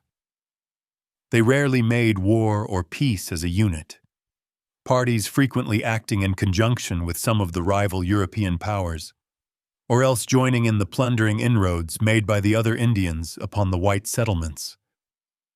Beyond thus furnishing auxiliaries to our other Indian foes, they had little to do with our history. The Muskogees or Creeks were the strongest of all. Their southern bands, living in Florida, were generally considered as a separate confederacy under the name of Seminoles. They numbered between 25 and 30,000 souls, 3/4 of them being the Muskogees proper, and the remainder Seminoles. They dwelt south of the Cherokees and east of the Choctaws, adjoining the Georgians. The Creeks and Cherokees were thus by their position the barrier tribes of the South, who had to stand the brunt of our advance, and who acted as a buffer between us and the French and Spaniards of the Gulf and the lower Mississippi. Their fate once decided, that of the Chickasaws and Choctaws inevitably followed. The customs and the political and social systems of these two tribes were very similar, and those of their two western neighbors were merely ruder copies thereof. They were very much further advanced than were the Algonquin nations of the north. Unlike most mountaineers, the Cherokees were not held to be very formidable fighters when compared with their fellows of the lowlands. In 1760 and 1761, they had waged a fierce war with the whites, had ravaged the Carolina borders, had captured British forts, and successfully withstood British armies. But though they had held their own in the field, it had been at the cost of ruinous losses. Since that period, they had been engaged in long wars with the Chickasaws and Creeks, and had been worsted by both. Moreover, they had been much harassed by the northern Indians, so they were steadily declining in power and numbers. Though divided linguistically into two races, speaking different dialects, the Otari and Arati, the political divisions did not follow the lines of language. There were three groups of towns, the upper, lower, and middle, and these groups often acted independently of one another. The upper towns lay for the most part on the western waters, as they were called by the Americans, the streams running into the Tennessee. Their inhabitants were known as Overhill Cherokees and were chiefly Otari, but the towns were none of them permanent, and sometimes shifted their positions, even changing from one group to another. The lower towns, inhabited by the Arati, lay in the flatlands of Upper Georgia and South Carolina, and were the least important. The third group, larger than either of the others and lying among the hills and mountains between them, consisted of the middle towns. Its borders were ill-marked and were ever-shifting. Thus, the towns of the Cherokees stretched from the high upland region, where rise the loftiest mountains of eastern America, to the warm, level, low country, the land of the cypress and the long-leaved pine. Each village stood by itself in some fertile river bottom, with around it apple orchards and fields of maize. Like the other southern Indians, the Cherokees were more industrious than their northern neighbors, lived by tillage and agriculture as much as by hunting, and kept horses, hogs, and poultry. The oblong, story-high houses were made of peeled logs, mortised into each other and plastered with clay, while the roof was of chestnut bark or of big shingles. Near to each stood a small cabin, partly dug out of the ground, and in consequence very warm. To this the inmates retired in winter, for they were sensitive to cold. In the center of each village stood the great council house or rotunda, capable of containing the whole population. It was often 30 feet high, and sometimes stood on a raised mound of earth. The Cherokees were a bright, intelligent race, better fitted to follow the white man's road than any other Indians. Like their neighbors, they were exceedingly fond of games of chance and skill, as well as of athletic sports. One of the most striking of their national amusements was the kind of ball play from which we derive the game of lacrosse. The implements consisted of ball sticks or rackets, 2 feet long, strung with rawhide webbing, and of a deerskin ball, stuffed with hair so as to be very solid and about the size of a baseball. Sometimes the game was played by fixed numbers, sometimes by all the young men of a village, and there were often tournaments between different towns and even different tribes. The contests excited the most intense interest, were waged with desperate resolution, and were preceded by solemn dances and religious ceremonies. They were tests of tremendous physical endurance, and were often very rough, legs and arms being occasionally broken. The Choctaws were considered to be the best ball players. The Cherokees were likewise fond of dances. Sometimes these were comic or lascivious. Sometimes they were religious in their nature, or were undertaken prior to starting on the war trail. Often the dances of the young men and maidens were very picturesque. The girls, dressed in white with silver bracelets and gorgets, and a profusion of gay ribbons, danced in a circle in 2 ranks. The young warriors, clad in their battle finery, danced in a ring around them, all moving in rhythmic step as they kept time to the antiphonal chanting and singing, the young men and girls responding alternately to each other. The great confederacy of the Muskogees or Creeks, consisting of numerous tribes, speaking at least 5 distinct languages, lay in a well-watered land of small timber. The rapid streams were bordered by narrow flats of rich soil and were margined by canebrakes and reed beds. There were fine open pastures, varied by sandy pine barrens, by groves of palmetto and magnolia, and by great swamps and cypress ponds. The game had been largely killed out, the elk and buffalo having been exterminated, and even the deer much thinned, and in consequence the hunting parties were obliged to travel far into the uninhabited region to the northward in order to kill their winter supply of meat.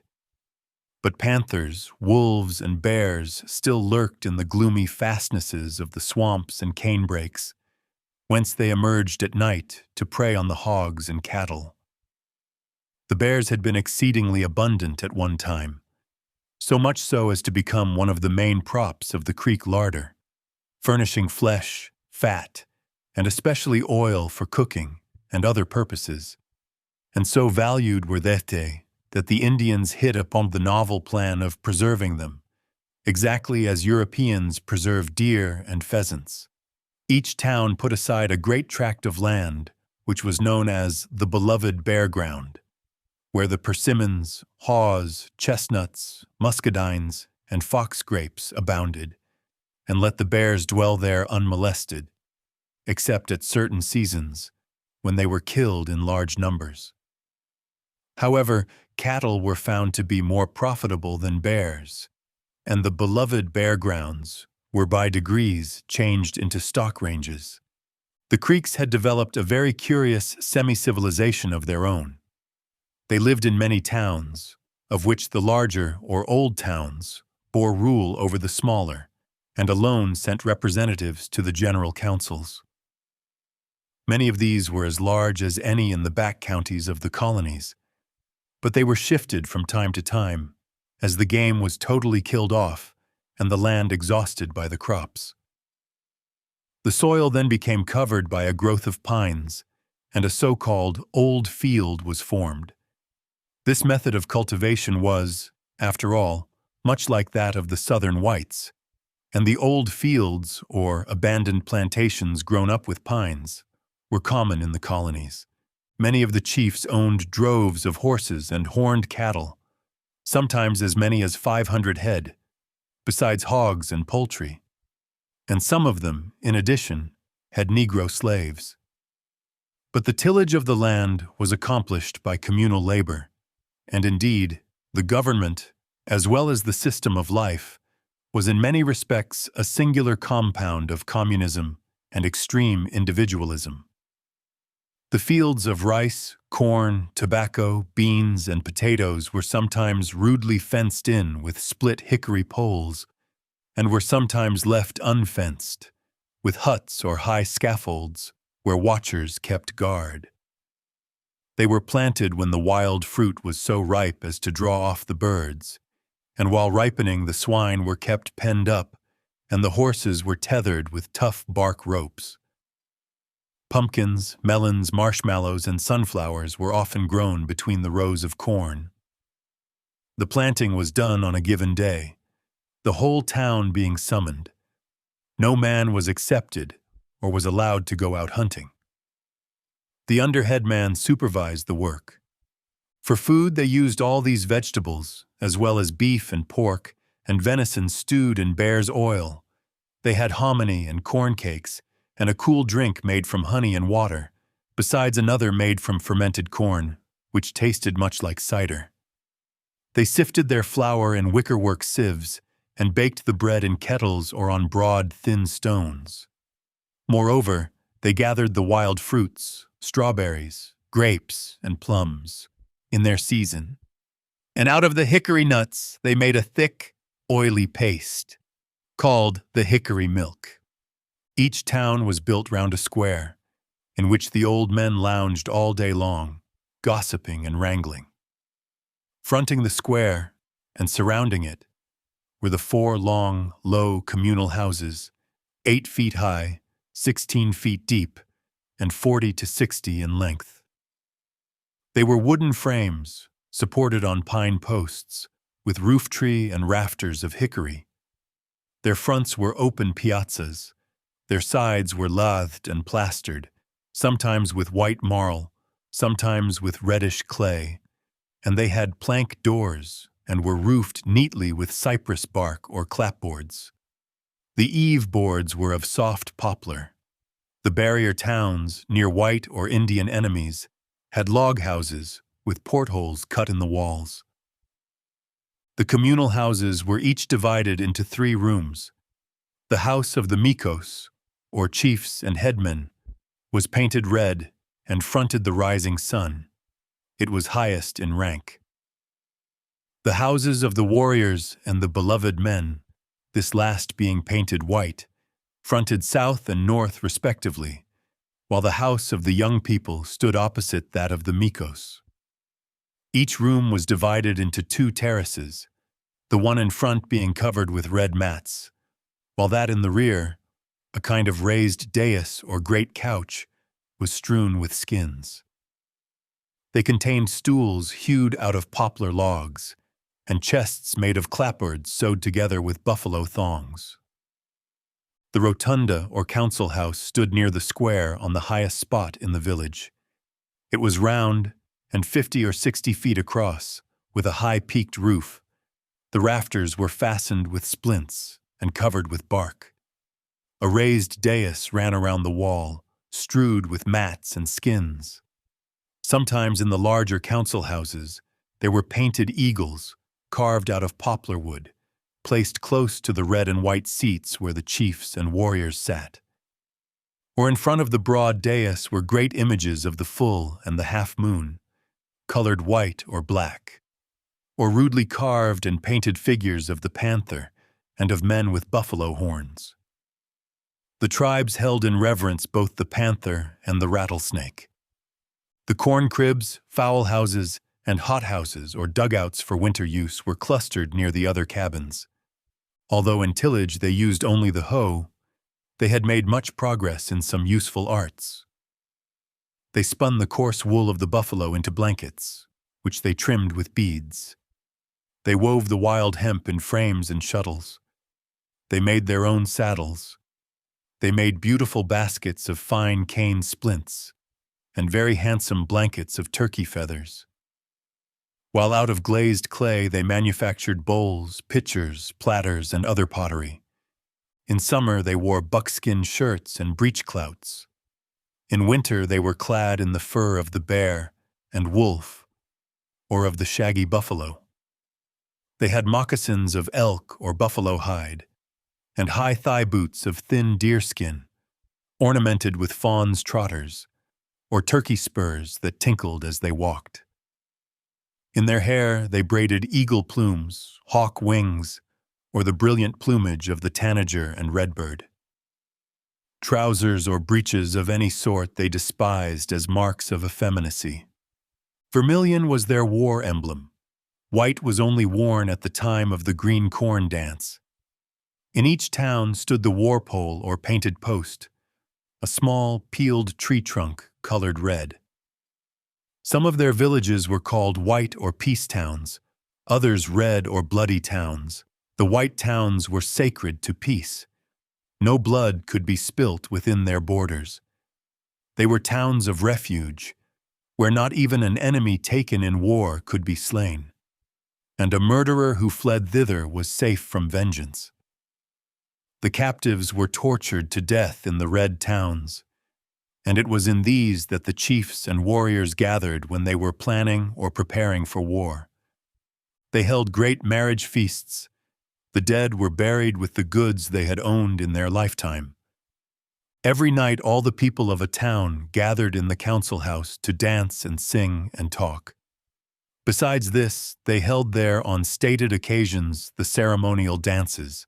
Such were the dances of war and of triumph, when the warriors, painted red and black, returned, carrying the scalps of their slain foes on branches of evergreen pine, while they chanted the sonorous song of victory. And such was the dance of the serpent, the dance of lawless love, where the women and young girls were allowed to do whatsoever they listed. Once a year, when the fruits ripened, they held the green corn dance, a religious festival that lasted 8 days in the larger towns and 4 in the smaller. Then they fasted and feasted alternately. They drank out of conch shells the black drink, a bitter beverage brewed from the crushed leaves of a small shrub. On the 3rd day, the high priest or fire-maker, the man who sat in the white seat, clad in snowy tunic and moccasins, kindled the holy fire, fanning it into flames with the unsullied wing of a swan, and burning therein offerings of the first fruits of the year. Dance followed dance. The beloved men and beloved women, the priest and priestesses, danced in 3 rings, singing the solemn song of which the words were never uttered at any other time. And at the end, the warriors, in their wild war gear, with white plume headdresses, took part.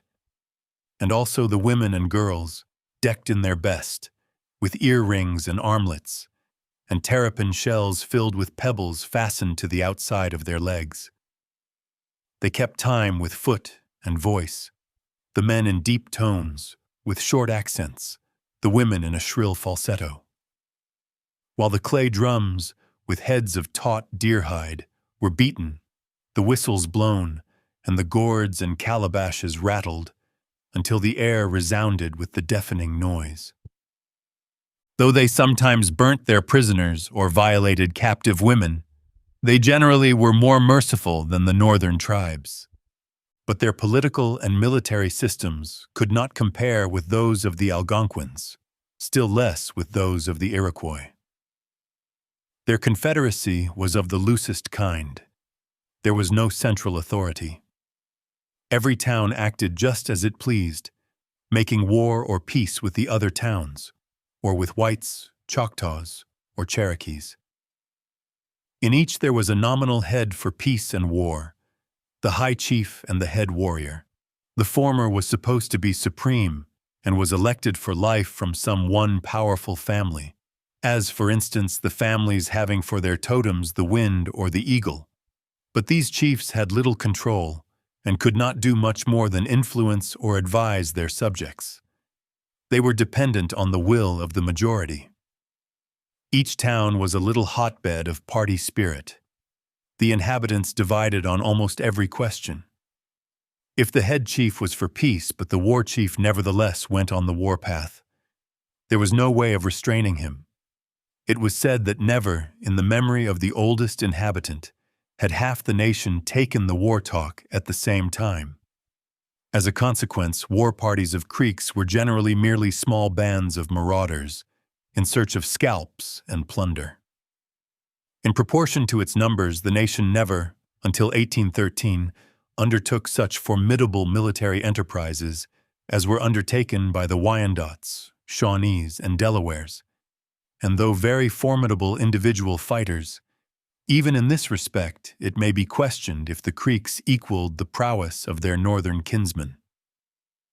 Yet when the Revolutionary War broke out, the Creeks were under a chieftain whose consummate craft and utterly selfish but cool and masterly diplomacy enabled them for a generation to hold their own better than any other native race against the restless Americans.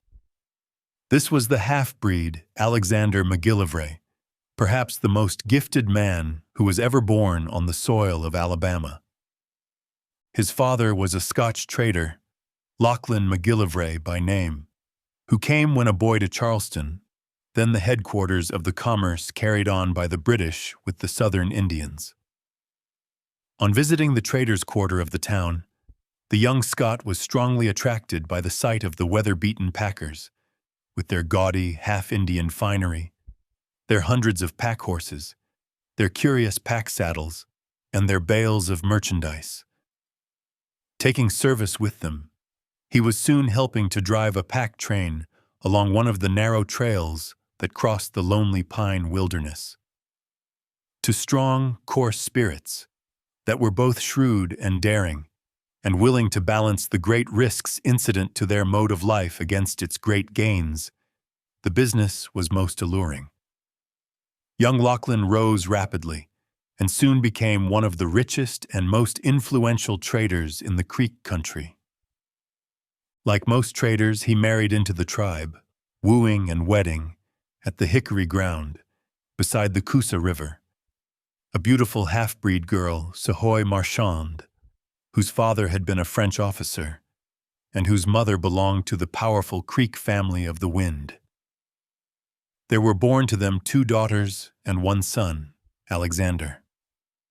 All the traders, though facing danger at every moment from the fickle and jealous temper of the savages, wielded immense influence over them, and none more than the elder McGillivray, a far-sighted, unscrupulous Scotchman who sided alternately with the French and English interests, as best suited his own policy and fortunes. His son was felt by the Creeks to be one of themselves. He was born about 1746 at Little Tallahassee, on the banks of the clear-flowing Coosa, where he lived till he was 14 years old, playing, fishing, hunting, and bathing with the other Indian boys, and listening to the tales of the old chiefs and warriors. He was then taken to Charleston, where he was well educated, being taught Greek and Latin, as well as English history and literature.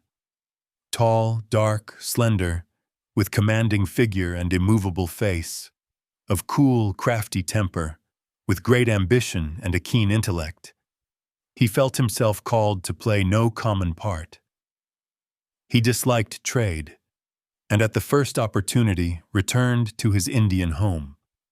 He had neither the moral nor the physical gifts requisite for a warrior, but he was a consummate diplomat, a born leader, and perhaps the only man who could have used aright such a rope of sand as was the Creek Confederacy. The Creeks claimed him as of their own blood, and instinctively felt that he was their only possible ruler. He was forthwith chosen to be their head chief. From that time on, he remained among them, at one or the other of his plantations, his largest and his real home being at Little Tallahassee, where he lived in barbaric comfort, in a great roomy log house with a stone chimney, surrounded by the cabins of his 60 Negro slaves. He was supported by many able warriors, both of the half and the full blood. One of them is worthy of passing mention. This was a young French adventurer, Milfort, who in 1776 journeyed through the insurgent colonies and became an adopted son of the Creek Nation. He first met McGillivray, then in his early manhood, at the town of Coweta, the great war town on the Chattahoochee, where the half-breed chief, seated on a bearskin in the council house, surrounded by his wise men and warriors, was planning to give aid to the British. Afterwards, he married one of McGillivray's sisters, whom he met at a great dance, a pretty girl, clad in a short silk petticoat, her chemise of fine linen clasped with silver, her earrings and bracelets of the same metal, and with bright-colored ribbons in her hair. The task set to the son of Sehoy was one of incredible difficulty, for he was head of a loose array of towns and tribes from whom no man could get perfect, and none but himself even imperfect, obedience. The nation could not stop a town from going to war, nor, in turn, could a town stop its own young men from committing ravages. Thus the whites were always being provoked, and the frontiersmen were molested as often when they were quiet and peaceful as when they were encroaching on Indian land. The Creeks owed the land which they possessed to murder and rapine. They mercilessly destroyed all weaker communities, red or white. They had no idea of showing justice or generosity towards their fellows who lacked their strength, and now the measure they had meted so often to others was at last to be meted to them. If the whites treated them well, it was set down to weakness. It was utterly impossible to restrain the young men from murdering and plundering either the neighboring Indians or the white settlements. Their one ideal of glory was to get scalps, and these the young braves were sure to seek, no matter how much the older and cooler men might try to prevent them. Whether war was declared or not made no difference. At one time, the English exerted themselves successfully to bring about a peace between the Creeks and Cherokees. At its conclusion, a Creek chief taunted the mediators as follows: "You have sweated yourselves poor in our smoky houses to make peace between us and the Cherokees, and thereby enable our young people to give you in a short time a far worse sweat than you have yet had." The result justified his predictions. The young men, having no other foe, at once took to ravaging the settlements. It soon became evident that it was hopeless to expect the Creeks to behave well to the whites merely because they were themselves well treated. And from that time on, the English fomented, instead of striving to put a stop to, their quarrels with the Choctaws and Chickasaws. The record of our dealings with them must in many places be unpleasant reading to us, for it shows grave wrongdoing on our part. Yet the Creeks themselves lacked only the power, but not the will, to treat us worse than we treated them, and the darkest pages of their history recite the wrongs that we ourselves suffered at their hands. Chapter 4. The Algonquins of the Northwest, 1769 to 1774. Between the Ohio and the Great Lakes, directly north of the Appalachian Confederacies, and separated from them by the unpeopled wilderness now forming the states of Tennessee and Kentucky, dwelt another set of Indian tribes. They were ruder in life and manners than their southern kinsmen, less advanced toward civilization, but also far more warlike. They depended more on the chase and fishing, and much less on agriculture. They were savages, not merely barbarians, and they were fewer in numbers and scattered over a wider expanse of territory.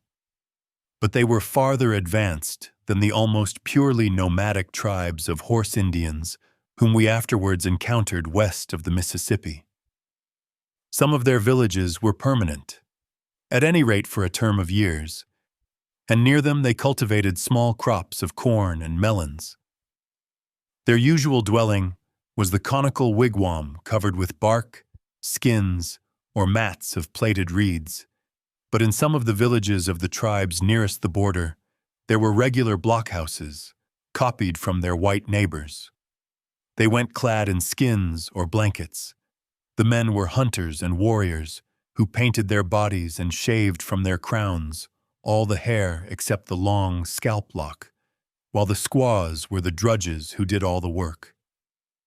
Their relations with the Iroquois, who lay east of them, were rarely very close, and in fact were generally hostile. They were also usually at odds with the southern Indians, but among themselves they were frequently united in time of war into a sort of lax league, and were collectively designated by the Americans as the Northwestern Indians.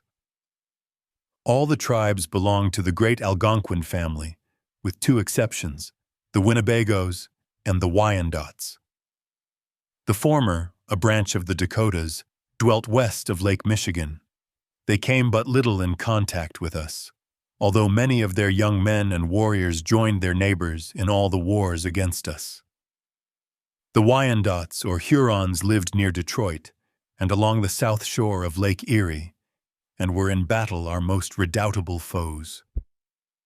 They were close kin to the Iroquois, though bitter enemies to them, and they shared the desperate valor of these, their hostile kinsfolk, holding themselves above the surrounding Algonquins, with whom, nevertheless, they lived in peace and friendship. The Algonquins were divided into many tribes, of ever-shifting size. It would be impossible to place them all, or indeed to enumerate them, with any degree of accuracy, for the tribes were continually splitting up, absorbing others, being absorbed in turn, or changing their abode. And, in addition, there were numerous small sub-tribes or bands of renegades, which sometimes were and sometimes were not considered as portions of their larger neighbors. Often, also, separate bands, which would vaguely regard themselves as all one nation in one generation, would in the next have lost even this sense of loose tribal unity. The chief tribes, however, were well known and occupied tolerably definite locations. The Delawares, or Lenni Lenape, dwelt farthest east, lying northwest of the upper Ohio, their lands adjoining those of the Senecas, the largest and most westernmost of the Six Nations. The Iroquois had been their most relentless foes and oppressors in time gone by. But on the eve of the Revolution, all the border tribes were forgetting their past differences and were drawing together to make a stand against the common foe. Thus it came about that parties of young Seneca braves fought with the Delawares in all their wars against us. Westward of the Delawares lay the Shawnee villages, along the Scioto and on the Pickaway Plains. But it must be remembered that the Shawnees, Delawares, and Wyandots were closely united, and their villages were often mixed in together. Still farther to the west, the Miamis or Twig-Tees lived between the Miami and the Wabash, together with other associated tribes, the Piankashaws and the Waz or Watanis. Farther still, around the French villages, dwelt those scattered survivors of the Illinois who had escaped the dire fate which befell their fellow tribesmen because they murdered Pontiac. Northward of this scanty people lived the Sacs and Foxes, And around the upper Great Lakes, the numerous and powerful Potawatomis, Ottawas, and Chippewas, fierce and treacherous warriors, who did not till the soil and were hunters and fishers only, more savage even than the tribes that lay southeast of them. In the works of the early travelers we read the names of many other Indian nations, but whether these were indeed separate peoples, or branches of some of those already mentioned, or whether the different travelers spelled the Indian names in widely different ways, we cannot say. All that is certain is that there were many tribes and sub-tribes who roamed and warred and hunted over the fair lands now forming the heart of our mighty nation, that to some of these tribes the whites gave names and to some they did not, and that the named and the nameless alike were swept down to the same inevitable doom. Moreover, there were bands of renegades or discontented Indians who for some cause had severed their tribal connections.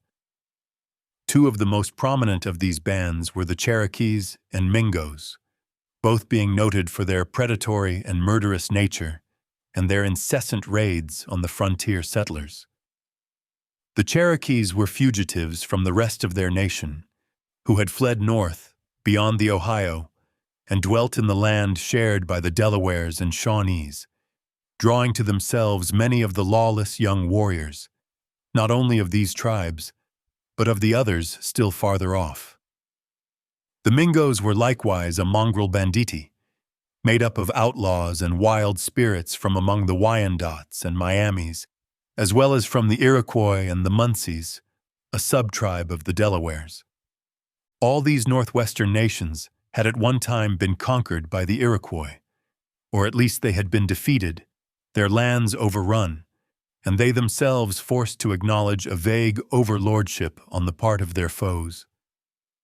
But the power of the Iroquois was now passing away.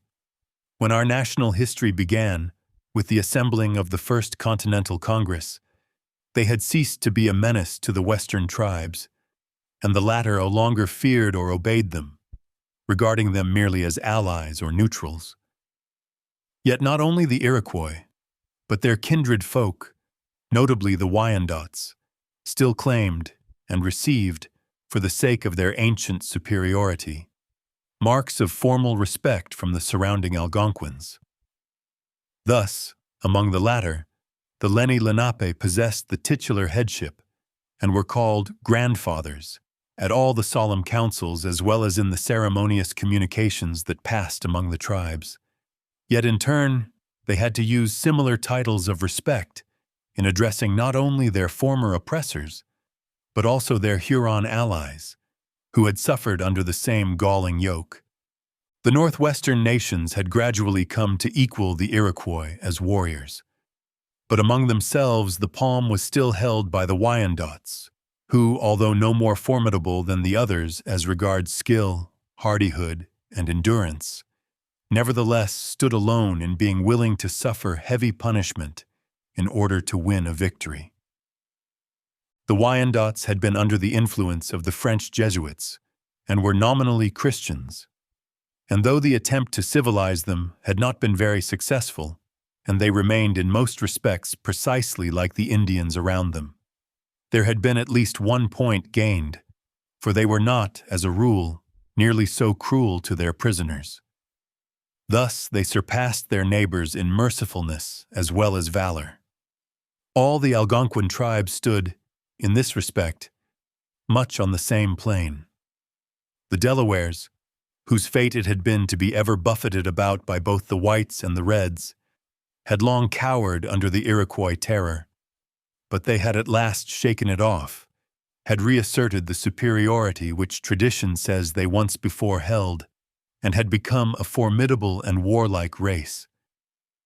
Indeed, it is curious to study how the Delawares have changed in respect to their martial prowess since the days when the whites first came in contact with them. They were then not accounted a formidable people, and were not feared by any of their neighbors. By the time the Revolution broke out, they had become better warriors, and during the 20 years Indian warfare that ensued, were as formidable as most of the other redskins. But when moved west of the Mississippi, instead of their spirit being broken, they became more warlike than ever, and throughout the present century they have been the most renowned fighters of all the Indian peoples, and, moreover, they have been celebrated for their roving, adventurous nature. Their numbers have steadily dwindled, owing to their incessant wars and to the dangerous nature of their long roamings. It is impossible to make any but the roughest guess at the numbers of these northwestern Indians. It seems probable that there were considerably over 50,000 of them in all, but no definite assertion can be made even as to the different tribes. As with the southern Indians, old-time writers certainly greatly exaggerated their numbers, and their modern followers show a tendency to fall into the opposite fault. The truth being that any number of isolated observations to support either position can be culled from the works of the contemporary travelers and statisticians. No two independent observers give the same figures. One main reason for this is doubtless the exceedingly loose way in which the word tribe was used. If a man speaks of the Miamis and the Delawares, for instance, before we can understand him, we must know whether he includes therein the Wees and the Munsees, for he may or may not. By quoting the numbers attributed by the old writers to the various sub-tribes, and then comparing them with the numbers given later on by writers using the same names. But speaking of entire confederacies, it is easy to work out an apparent increase, while a reversal of the process shows an appalling decrease. Moreover, as the bands broke up, wandered apart, and then rejoined each other or not as events fell out, two successive observers might make widely different estimates. Many tribes that have disappeared were undoubtedly actually destroyed. Many more have simply changed their names or have been absorbed by other tribes. Similarly, those that have apparently held their own have done so at the expense of their neighbors. This was made all the easier by the fact that the Algonquins were so closely related in customs and language. Indeed, there was constant intermarriage between the different tribes. On the whole, however, there is no question that, in striking contrast to the Southern or Appalachian Indians, these northwestern tribes have suffered a terrible diminution in numbers. With many of them, we did not come into direct contact for long years after our birth as a nation. Perhaps those tribes with all or part of whose warriors we were brought into collision at some time during or immediately succeeding the Revolutionary War may have amounted to 30,000 souls. But though they acknowledged kinship with one another, and though they all alike hated the Americans, and though, moreover, all at times met in the great councils to smoke the calumet of peace and brighten the chain of friendship among themselves, and to take up the tomahawk against the white foes, yet the tie that bound them together was so loose, and they were so fickle and so split up by jarring interests and small jealousies, that never more than half of them went to war at the same time. Very frequently, even the members of a tribe would fail to act together. Thus it came about that during the 40 years intervening between Braddock's defeat and Wayne's victory, though these northwestern tribes waged incessant, unending, relentless warfare against our borders, yet they never at any one time had more than 3,000 warriors in the field, and frequently not half that number. And in all the battles they fought with British and American troops, there was not one in which they were 1,100 strong. But they were superb individual fighters, beautifully drilled in their own discipline, and they were favored beyond measure by the nature of their ground, of which their whole system of warfare enabled them to take the utmost possible benefit.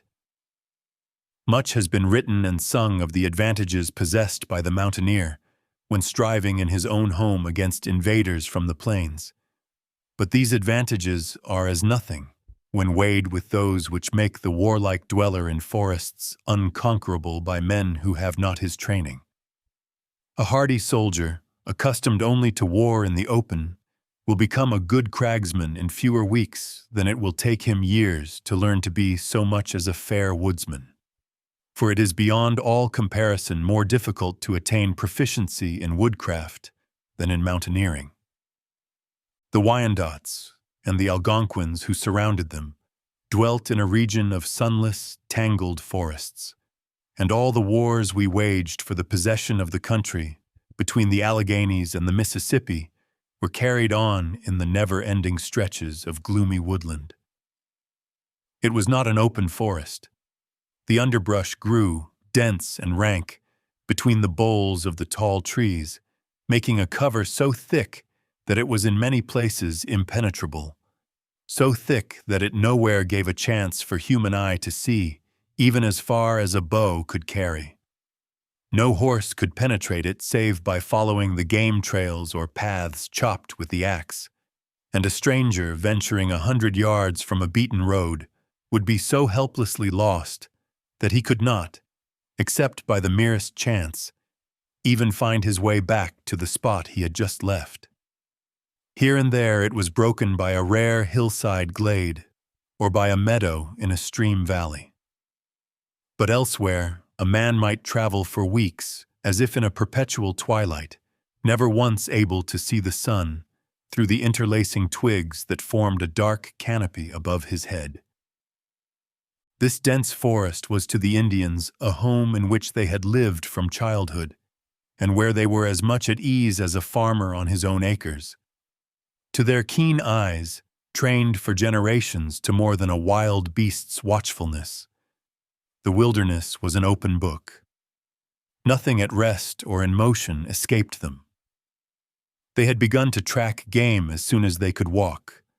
A scrape on a tree trunk, a bruised leaf, a faint indentation of the soil, which the eye of no white man could see, all told them a tale as plainly as if it had been shouted in their ears. With moccasined feet, they trod among brittle twigs, dried leaves, and dead branches as silently as the cougar, and they equaled the great woodcat in stealth and far surpassed it in cunning and ferocity. They could no more get lost in the trackless wilderness than a civilized man could get lost on a highway.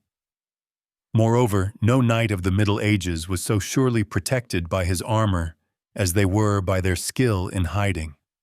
The whole forest was to the whites one vast ambush, and to them a sure and ever-present shield. Every tree trunk was a breastwork ready prepared for battle.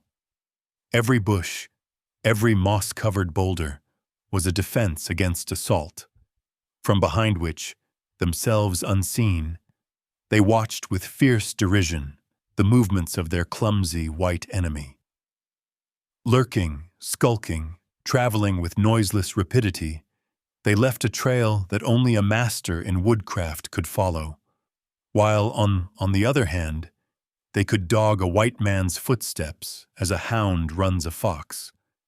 Their silence, their cunning and stealth, their terrible prowess and merciless cruelty makes it no figure of speech to call them the tigers of the human race. Unlike the southern Indians, the villages of the northwestern tribes were usually far from the frontier. Tireless and careless of all hardship, they came silently out of unknown forests, robbed and murdered, and then disappeared again into the fathomless depths of the woods. Half of the terror they caused was due to the extreme difficulty of following them, and the absolute impossibility of forecasting their attacks. Without warning, and unseen until the moment they dealt the death stroke, they emerged from their forest fastnesses, the horror they caused being heightened no less by the mystery that shrouded them than by the dreadful nature of their ravages. Wrapped in the mantle of the unknown, appalling by their craft, their ferocity, their fiendish cruelty, they seemed to the white settlers devils and not men. No one could say with certainty whence they came nor of what tribe they were, And when they had finished their dreadful work, they retired into a wilderness that closed over their trail as the waves of the ocean close in the wake of a ship. They were trained to the use of arms from their youth up, and war and hunting were their two chief occupations, the business as well as the pleasure of their lives.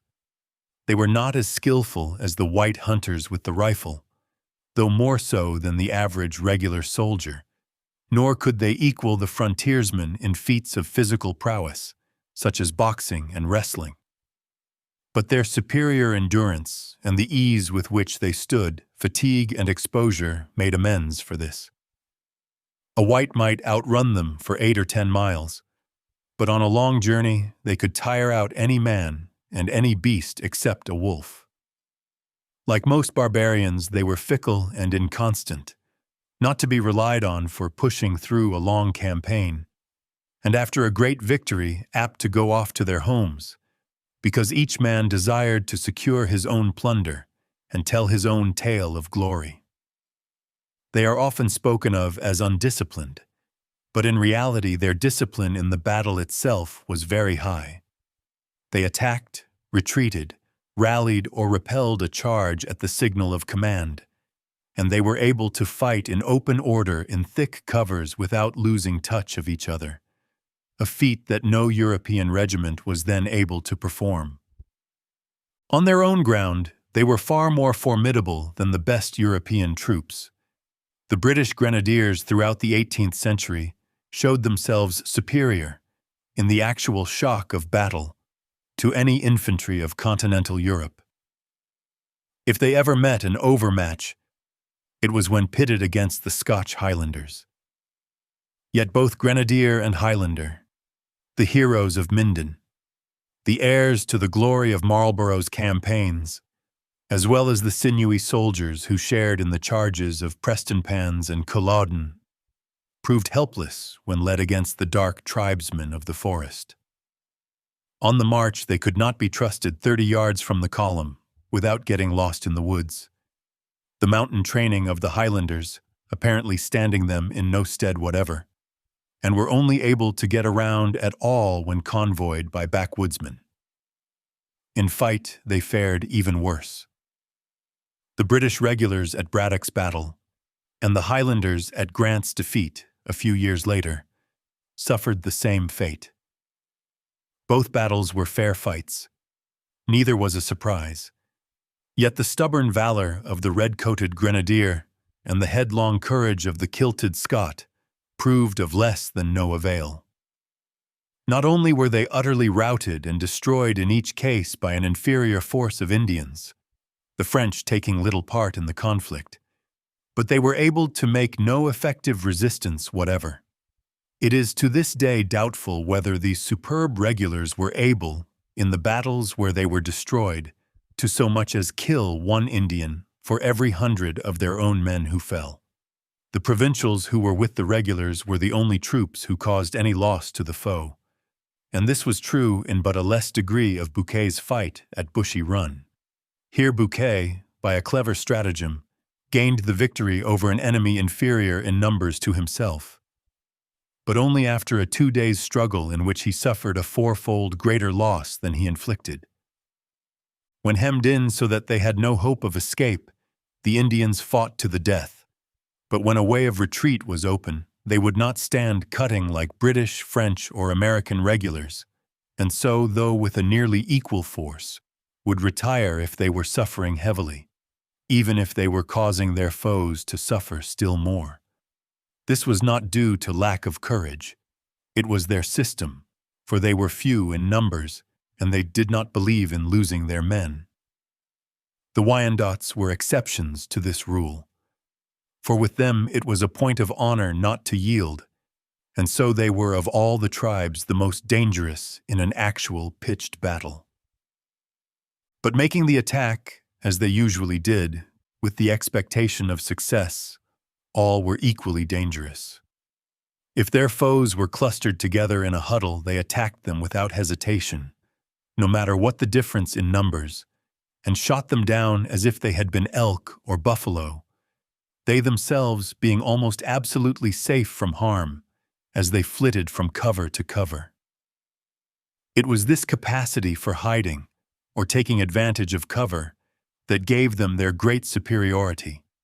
And it is because of this that the wood tribes were so much more formidable foes in actual battle than the horse Indians of the plains afterwards proved themselves.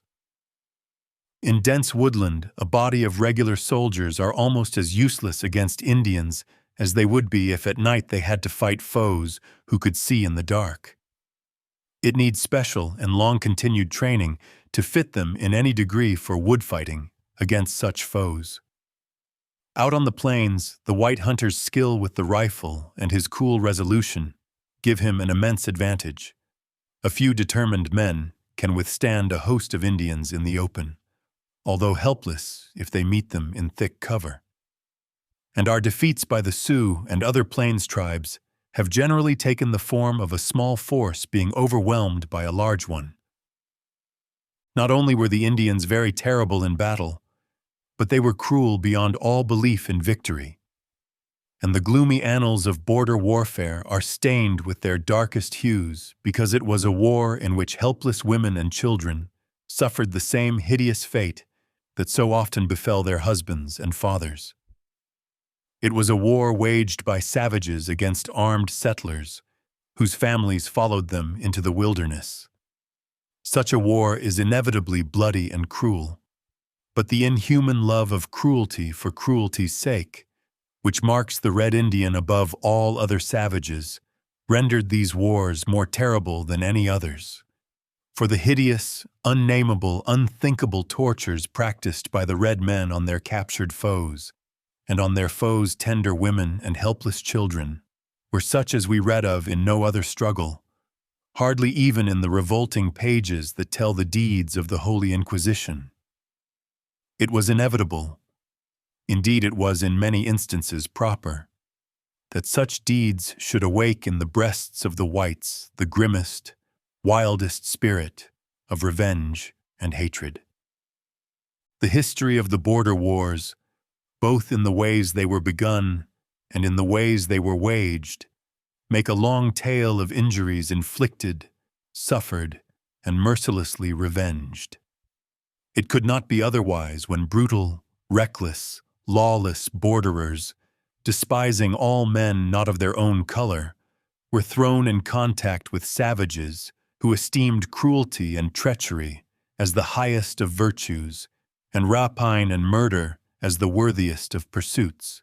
Moreover, it was sadly inevitable that the law-abiding borderer, as well as the white ruffian, the peaceful Indian, as well as the painted marauder, should be plunged into the struggle to suffer the punishment that should only have fallen on their evil-minded fellows.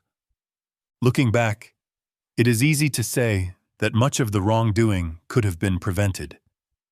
But if we examine the facts to find out the truth, not to establish a theory, we are bound to admit that the struggle was really one that could not possibly have been avoided.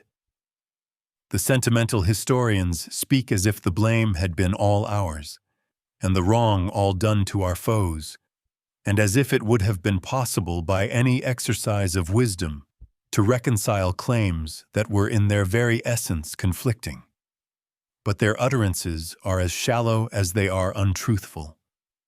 Unless we were willing that the whole continent west of the Alleghenies should remain an unpeopled waste, the hunting ground of savages, war was inevitable.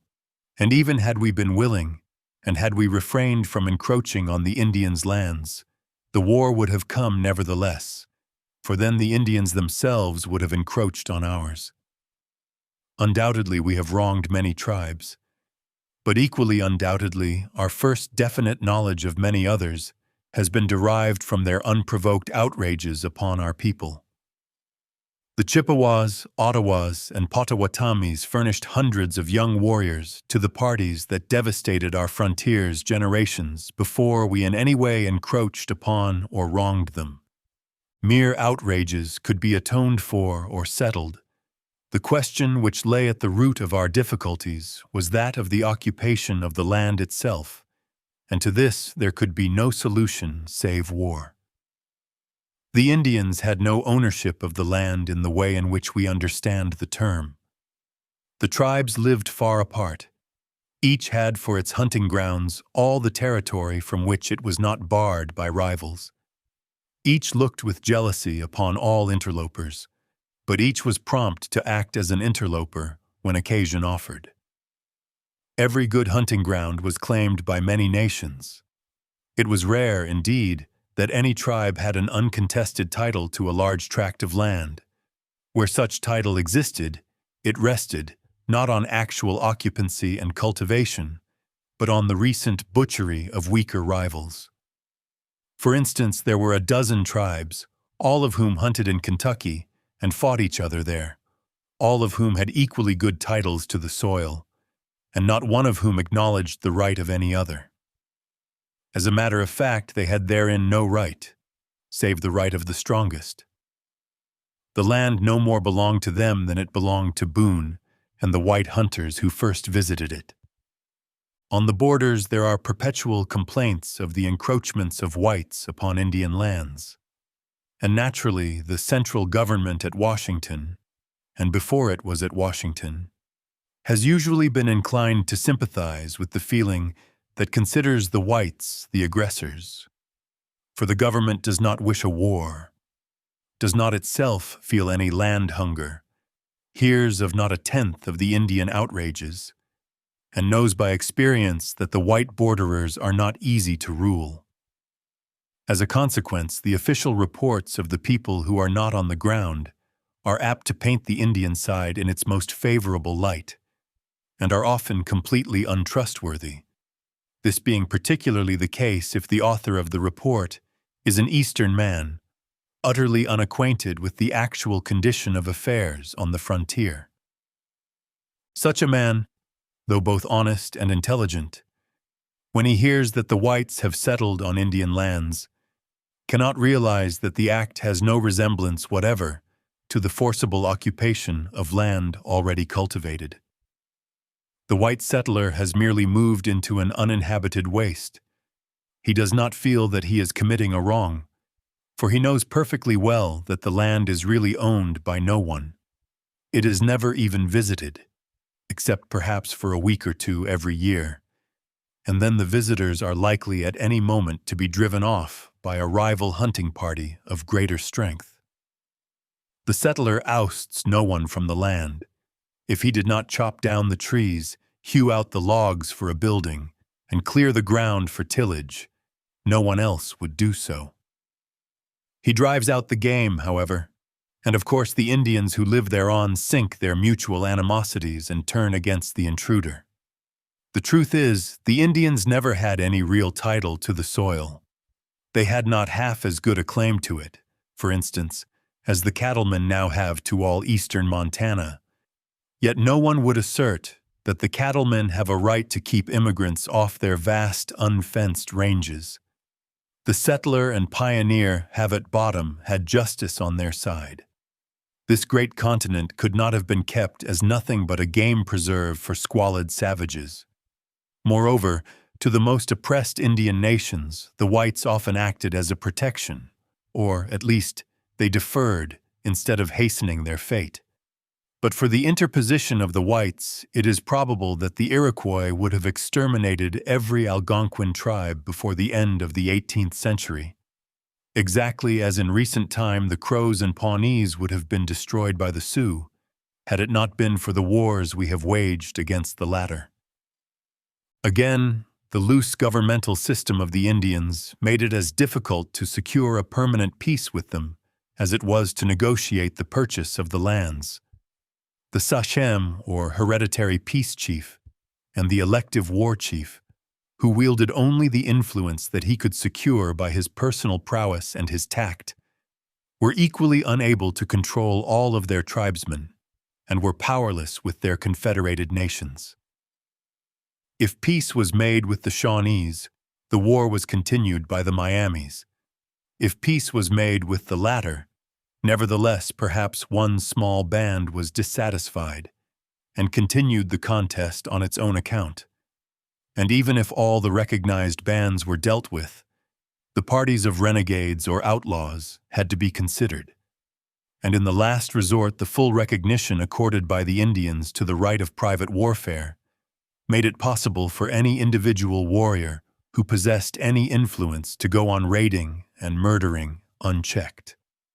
Every tribe, every sub-tribe, every band of a dozen souls ruled over by a petty chief, almost every individual warrior of the least importance, had to be met and pacified. Even if peace were declared, the Indians could not exist long without breaking it. There was to them no temptation to trespass on the white man's ground for the purpose of settling, but every young brave was brought up to regard scalps taken and horses stolen, in war or peace, as the highest proofs and tokens of skill and courage, the sure means of attaining glory and honor, the admiration of men and the love of women. Where the young men thought thus, and the chiefs had so little real control, it was inevitable that there should be many unprovoked forays for scalps, slaves, and horses made upon the white borderers. As for the whites themselves, they too have many and grievous sins against their red neighbors for which to answer. They cannot be severely blamed for trespassing upon what was called the Indians' land. For let sentimentalists say what they will, the man who puts the soil to use must of right dispossess the man who does not, or the world will come to a standstill. But for many of their other deeds there can be no pardon.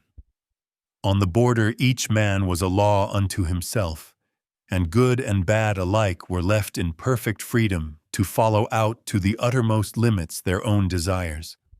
For the spirit of individualism, so characteristic of American life, reached its extreme of development in the backwoods. The whites who wished peace, the magistrates and leaders, had little more power over their evil and unruly fellows than the Indian sachems had over the turbulent young braves. Each man did what seemed best in his own eyes, almost without let or hindrance, unless, indeed, he trespassed upon the rights of his neighbors, who were ready enough to band together in their own defense, though slow to interfere in the affairs of others. Thus the men of lawless, brutal spirit, who are found in every community, and who flock to places where the reign of order is lax, were able to follow the bent of their inclinations unchecked. They utterly despised the red man. They held it no crime whatever to cheat him in trading, to rob him of his peltries or horses, to murder him if the fit seized them. Criminals who generally preyed on their own neighbors found it easier, and perhaps hardly as dangerous, to pursue their calling at the expense of the redskins, for the latter, when they discovered that they had been wronged, were quite as apt to vent their wrath on some outsider as on the original offender. If they injured a white, all the whites might make common cause against them. But if they injured a red man, though there were sure to be plenty of whites who disapproved of it, there were apt to be very few indeed whose disapproval took any active shape. Each race stood by its own members, and each held all of the other race responsible for the misdeeds of a few uncontrollable spirits. And this clannishness among those of one color, and the refusal or the inability to discriminate between the good and the bad of the other color, were the two most fruitful causes of border strife. When, even if he sought to prevent them, the innocent man was sure to suffer for the misdeeds of the guilty, unless both joined together for defense, the former had no alternative save to make common cause with the latter. Moreover, in a sparse backwoods settlement, where the presence of a strong, vigorous fighter was a source of safety to the whole community, it was impossible to expect that he would be punished with severity for offenses which, in their hearts, his fellow townsmen could not help regarding as in some sort a revenge for the injuries they had themselves suffered. Every quiet, peaceable settler had either himself been grievously wronged, or had been an eyewitness to wrongs done to his friends. And while these were vivid in his mind, the corresponding wrongs done the Indians were never brought home to him at all. If his son was scalped or his cattle driven off, he could not be expected to remember that perhaps the Indians who did the deed had themselves been cheated by a white trader, or had lost a relative at the hands of some border ruffian, or felt aggrieved because 100 miles off some settler had built a cabin on lands they considered their own. When he joined with other exasperated and injured men to make a retaliatory inroad, his vengeance might or might not fall on the heads of the real offenders. And in any case, he was often not in the frame of mind to put a stop to the outrages sure to be committed by the brutal spirits among his allies, though these brutal spirits were probably in a small minority. The excesses so often committed by the whites, when, after many checks and failures, they at last grasped victory, are causes for shame and regret. Yet it is only fair to keep in mind the terrible provocations they had endured. Mercy, pity, magnanimity to the fallen could not be expected from the frontiersmen gathered together to war against an Indian tribe. Almost every man of such a band had bitter personal wrongs to avenge. He was not taking part in a war against a civilized foe. He was fighting in a contest where women and children suffered the fate of the strong men. And instead of enthusiasm for his country's flag and a general national animosity towards its enemies, he was actuated by a furious flame of hot anger and was goaded on by memories of which merely to think was madness. His friends had been treacherously slain while on messages of peace. His house had been burned, his cattle driven off, and all he had in the world destroyed before he knew that war existed, and when he felt quite guiltless of all offense. His sweetheart or wife had been carried off, ravished, and was at the moment the slave and concubine of some dirty and brutal Indian warrior. His son, the stay of his house, had been burned at the stake with torments too horrible to mention. His sister, when ransomed and returned to him, had told of the weary journey through the woods, when she carried around her neck as a horrible necklace the bloody scalps of her husband and children. Seared into his eyeballs, into his very brain, he bore ever with him, waking or sleeping, the sight of the skinned, mutilated, hideous body of the baby who had just grown old enough to recognize him and to crow and laugh when taken in his arms. Such incidents as these were not exceptional.